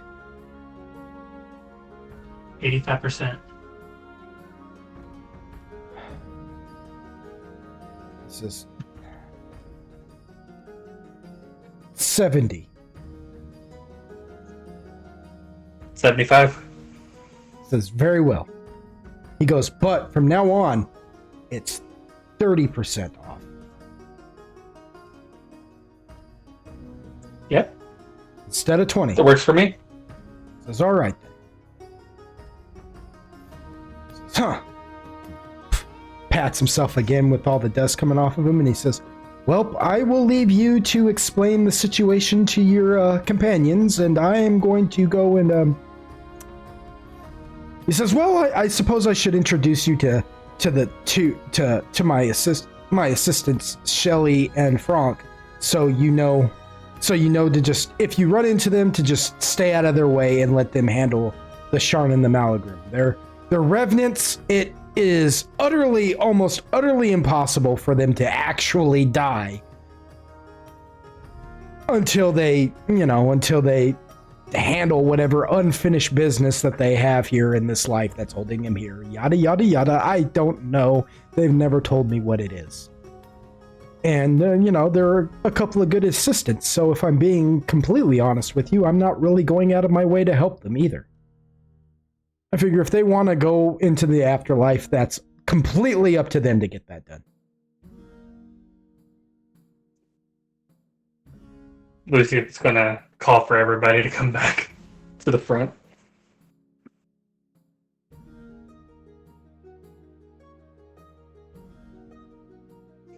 Okay, cool. Yeah. Okay, I'm coming. Me too. With that, Howard just turns and he calls out. He's like, Shelley and Franck, can I get you two to come to the front, please? He goes, I need you to meet our guests, the ones who will be assisting you in our pest control problem. You guys see a woman come to the front. She is not terrifying to behold. She's got this almost ethereal presence to her. At times, it looks like her skin is like this whitish or whitish blue. You know, like it almost is like a mixture of porcelain and steel, if it were. And her hair is this like black gray, ghostly blue. And at times, she appears as though she is made out of solid flesh and bone. And then she'll just turn just the right way, or the light will hit her in just the right way or something, and she'll become translucent. And then return to looking solid. And he motions to her and he says, This is one of my assistants, Shelly. She will be aiding you all in your endeavor here. She has her own instructions and what to handle. So, if you kindly will, just kind of, whenever you run into her, if she tells you to zig, then zig. If she tells you to zag, then zag, if you will. Understood. There are denizens down in my basement that are perhaps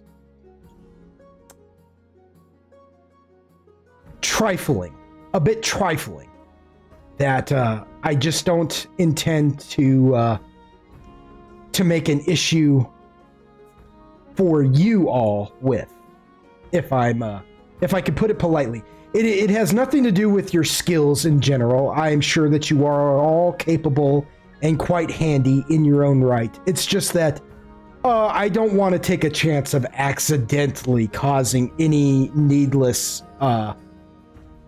dismemberment or absorption.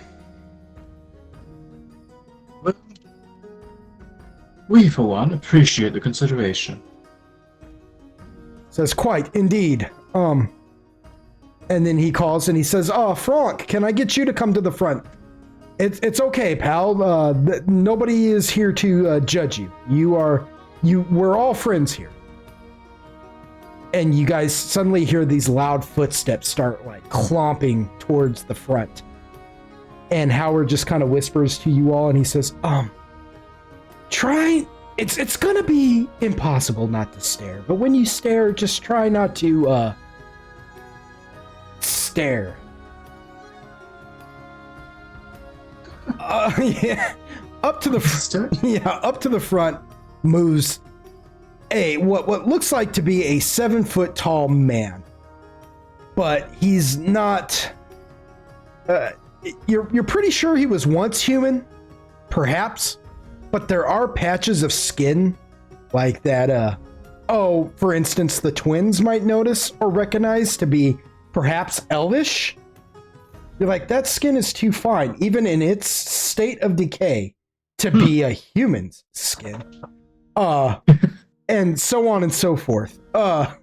This man is an amalgamation, a patchwork of different body parts and skin pieces.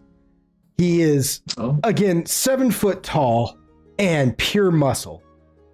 He wears a dirty jacket, like long coat with a dirty vest and white shirt. And he's just got dark black hair. And he's got these eyes that, even though they look like they belong in a dead person, they are quite aware of their surroundings. And Howard just motions to him and says, "This is Franck. Franck, say hello. Say hello, buddy." And Franck just goes, "Urgh." Liquor in the Franck, poker in the bonk. So these are my assistants. He just completely ignores everything Eom just said. Like, he even kind of like shivers at that. He's like, so these are my 2 assistants, and then he stops and just looks at you again, Eom, for a moment, like, what? And then he goes back to, he's like, so these are my assistants, Shelly and Franck, and they will be assisting you all down in my basement with the pest control problem. I will be honest, I only need you to handle the zombies and the ghouls. Shelly and Franck will do all the heavy lifting. Again, do not worry about them. They are what you would call revenants. Shelly says, yes, that is correct. No need to worry about me and my well-being. I could completely be torn to shreds and be back in the fight within an hour. And Franck just... Doesn't sound very pleasant. When she says that, Franck kind of looks at her and goes, "Arr!" and shakes his head like violently, and Shelly goes, I know, big guy, you would never let that happen to me. I'm not saying that it will. I'm just letting them know. And Franck here, and she just, like, she pulls out a wand and shoots him straight up, like dead ass with a fireball. And it hits him, burns a hole in his stomach, so much so that you all can see through it for like a minute. And then the hole just heals itself and covers up. She says, and Franck here is a revenant as well. Actually, I think he's like maybe a patchwork of revenants. We're not entirely sure. He showed up on our doorstep one day and isn't he just the sweetest? And Franck's like, and like a whole thing, like a glob of drool just comes out of his mouth and down his chin and just bloop to the ground. She says, he's such a sweetie. Howard says, yes, so don't worry about their well-being. Just if they give you special instructions down there, do your best to accommodate whatever it is they're saying. Because take my word for it, whatever they're saying, instructing you to do is for your best interest and your safety. Understood, Batarian says. Do you trust your judgment? Cecilix adds. Both just sort of nod in unison. He nods in your guys' in the twins' direction. He says, well said, Elf. Well said. Or elves. Well said, you two. And he looks you guys over and he goes, oh, you're twins. Didn't you guys just recently and then he stops and bites his lip. He goes, no, never mind. My mistake. When he thinks about what he almost just said. They sort of look at each other and shrug. He says, never. Let's say we get this show on the road. He says, well, they will go ahead of you all, but I will leave you all now, and Lucien, I will leave you to explain the finer details as to why it's important to follow Shelly and Franck's instructions.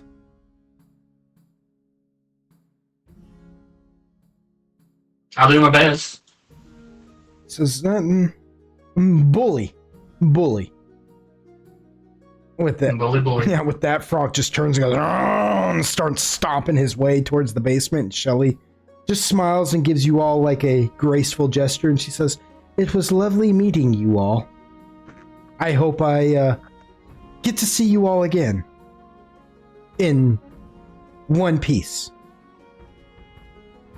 You as well. Do stay safe now.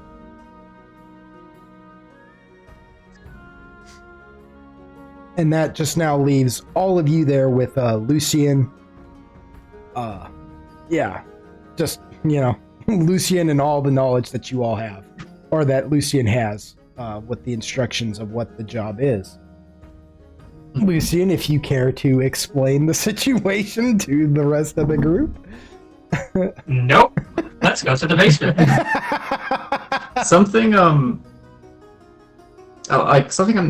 you would have to explain, GM, but presumably Lucien would know. So in the game, fucking they're being asked, but I guess the best Sir Silixo probably would be asking Well, whatever we're going to face down there, is it something that we can hit with regular weapons, or... Yes. Now, as for blood and gore, probably don't get your hopes up. Ah, a shame. Yeah. I agree. It's long story short, undead. Just put it to you that way. Right. Yeah, I figured it was like spooky, just, you know, was hoping it wasn't a ghost or something where you just sort of phase through it. No. Well, we should be good then. Speaking of, is there going to be fire? Not unless you intentionally put it there. Good. You She want there just to be fire? the only thing that you hear No. this whole time from her is this chuckle. I mean, ideally. I mean, you know, I don't know how to stress this enough. I'm made of wood. I'm aware. So then I suppose I don't need to emphasize why it'd be a bad thing for there to be fire. But I'd like it if you would. I'm gonna cast prestidigitation and just like flick harmless sparks back in your direction. I'm just gonna giggle. I Just so screech.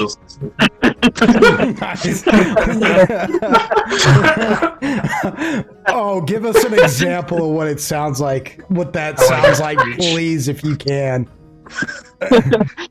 Okay, I'm gonna put the mic a little bit away from me, so.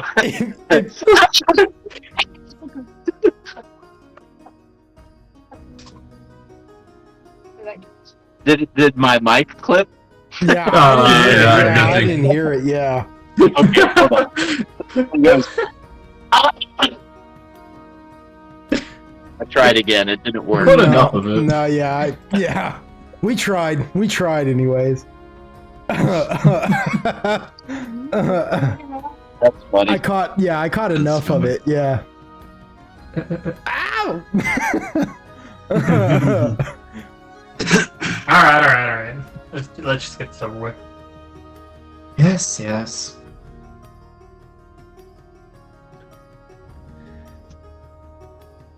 All right. And I guess we make our way to the basement. Yep.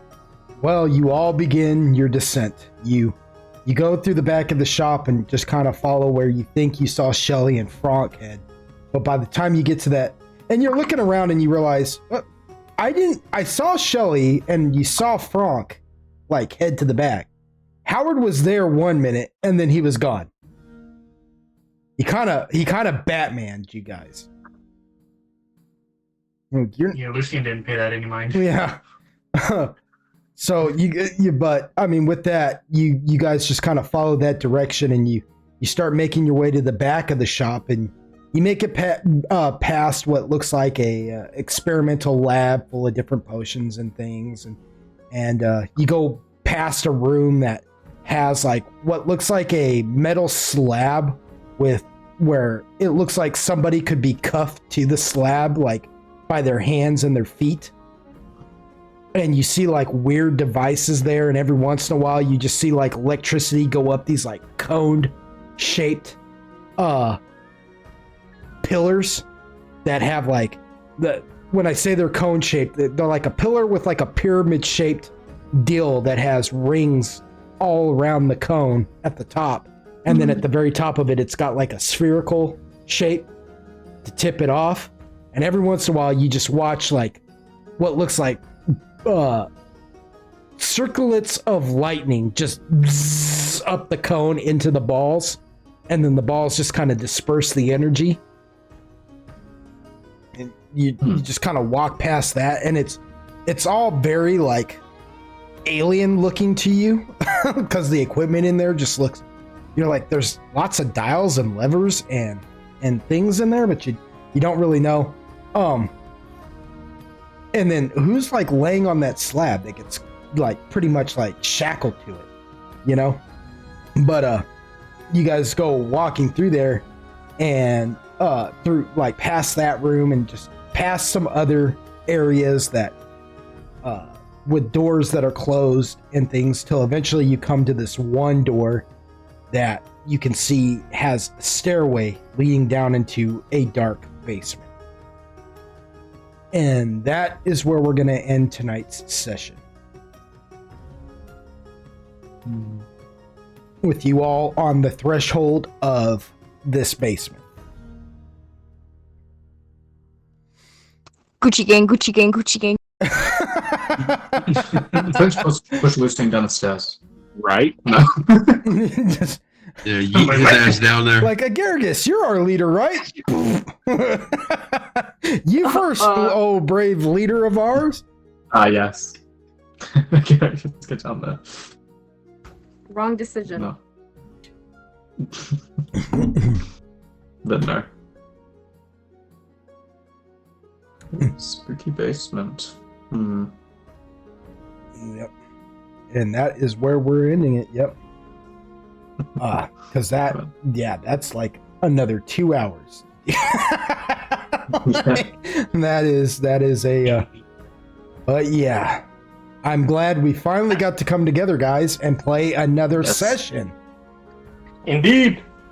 Yes. Granted, you all killed my dire rat a lot quicker than I expected, but that's okay. It was actually quite an impressive attack on Takashi's part. Way to go, Takashi. Way to go, Takashi. Yeah. In fact, why don't you all, for a job well done on that whole mission, why don't you all give yourselves like we'll say 5 heroic points each. Hell yeah. Yes. And next session, before we even begin, we are going to take the time to figure out what everybody's sanity is at. So I want y'all to look forward to that. Is this Arkham Horror? Yeah. Oh, lame. Because And then another fun thing. your sanity meter, What a horrible thing to say. because your sanity meters are going to come into play with that. Also, Yeah. be sure to come up with fun little known facts about your characters. I'm telling you now. Just live a life. I'm telling you now. I'm telling you now. We'll see. Come up with like little known facts about your characters. Things that we wouldn't know about your characters. Yes. And yes, and then next session we shall dive into the basement of dark gifts. Yeah. Cringe. That's my sanity quote.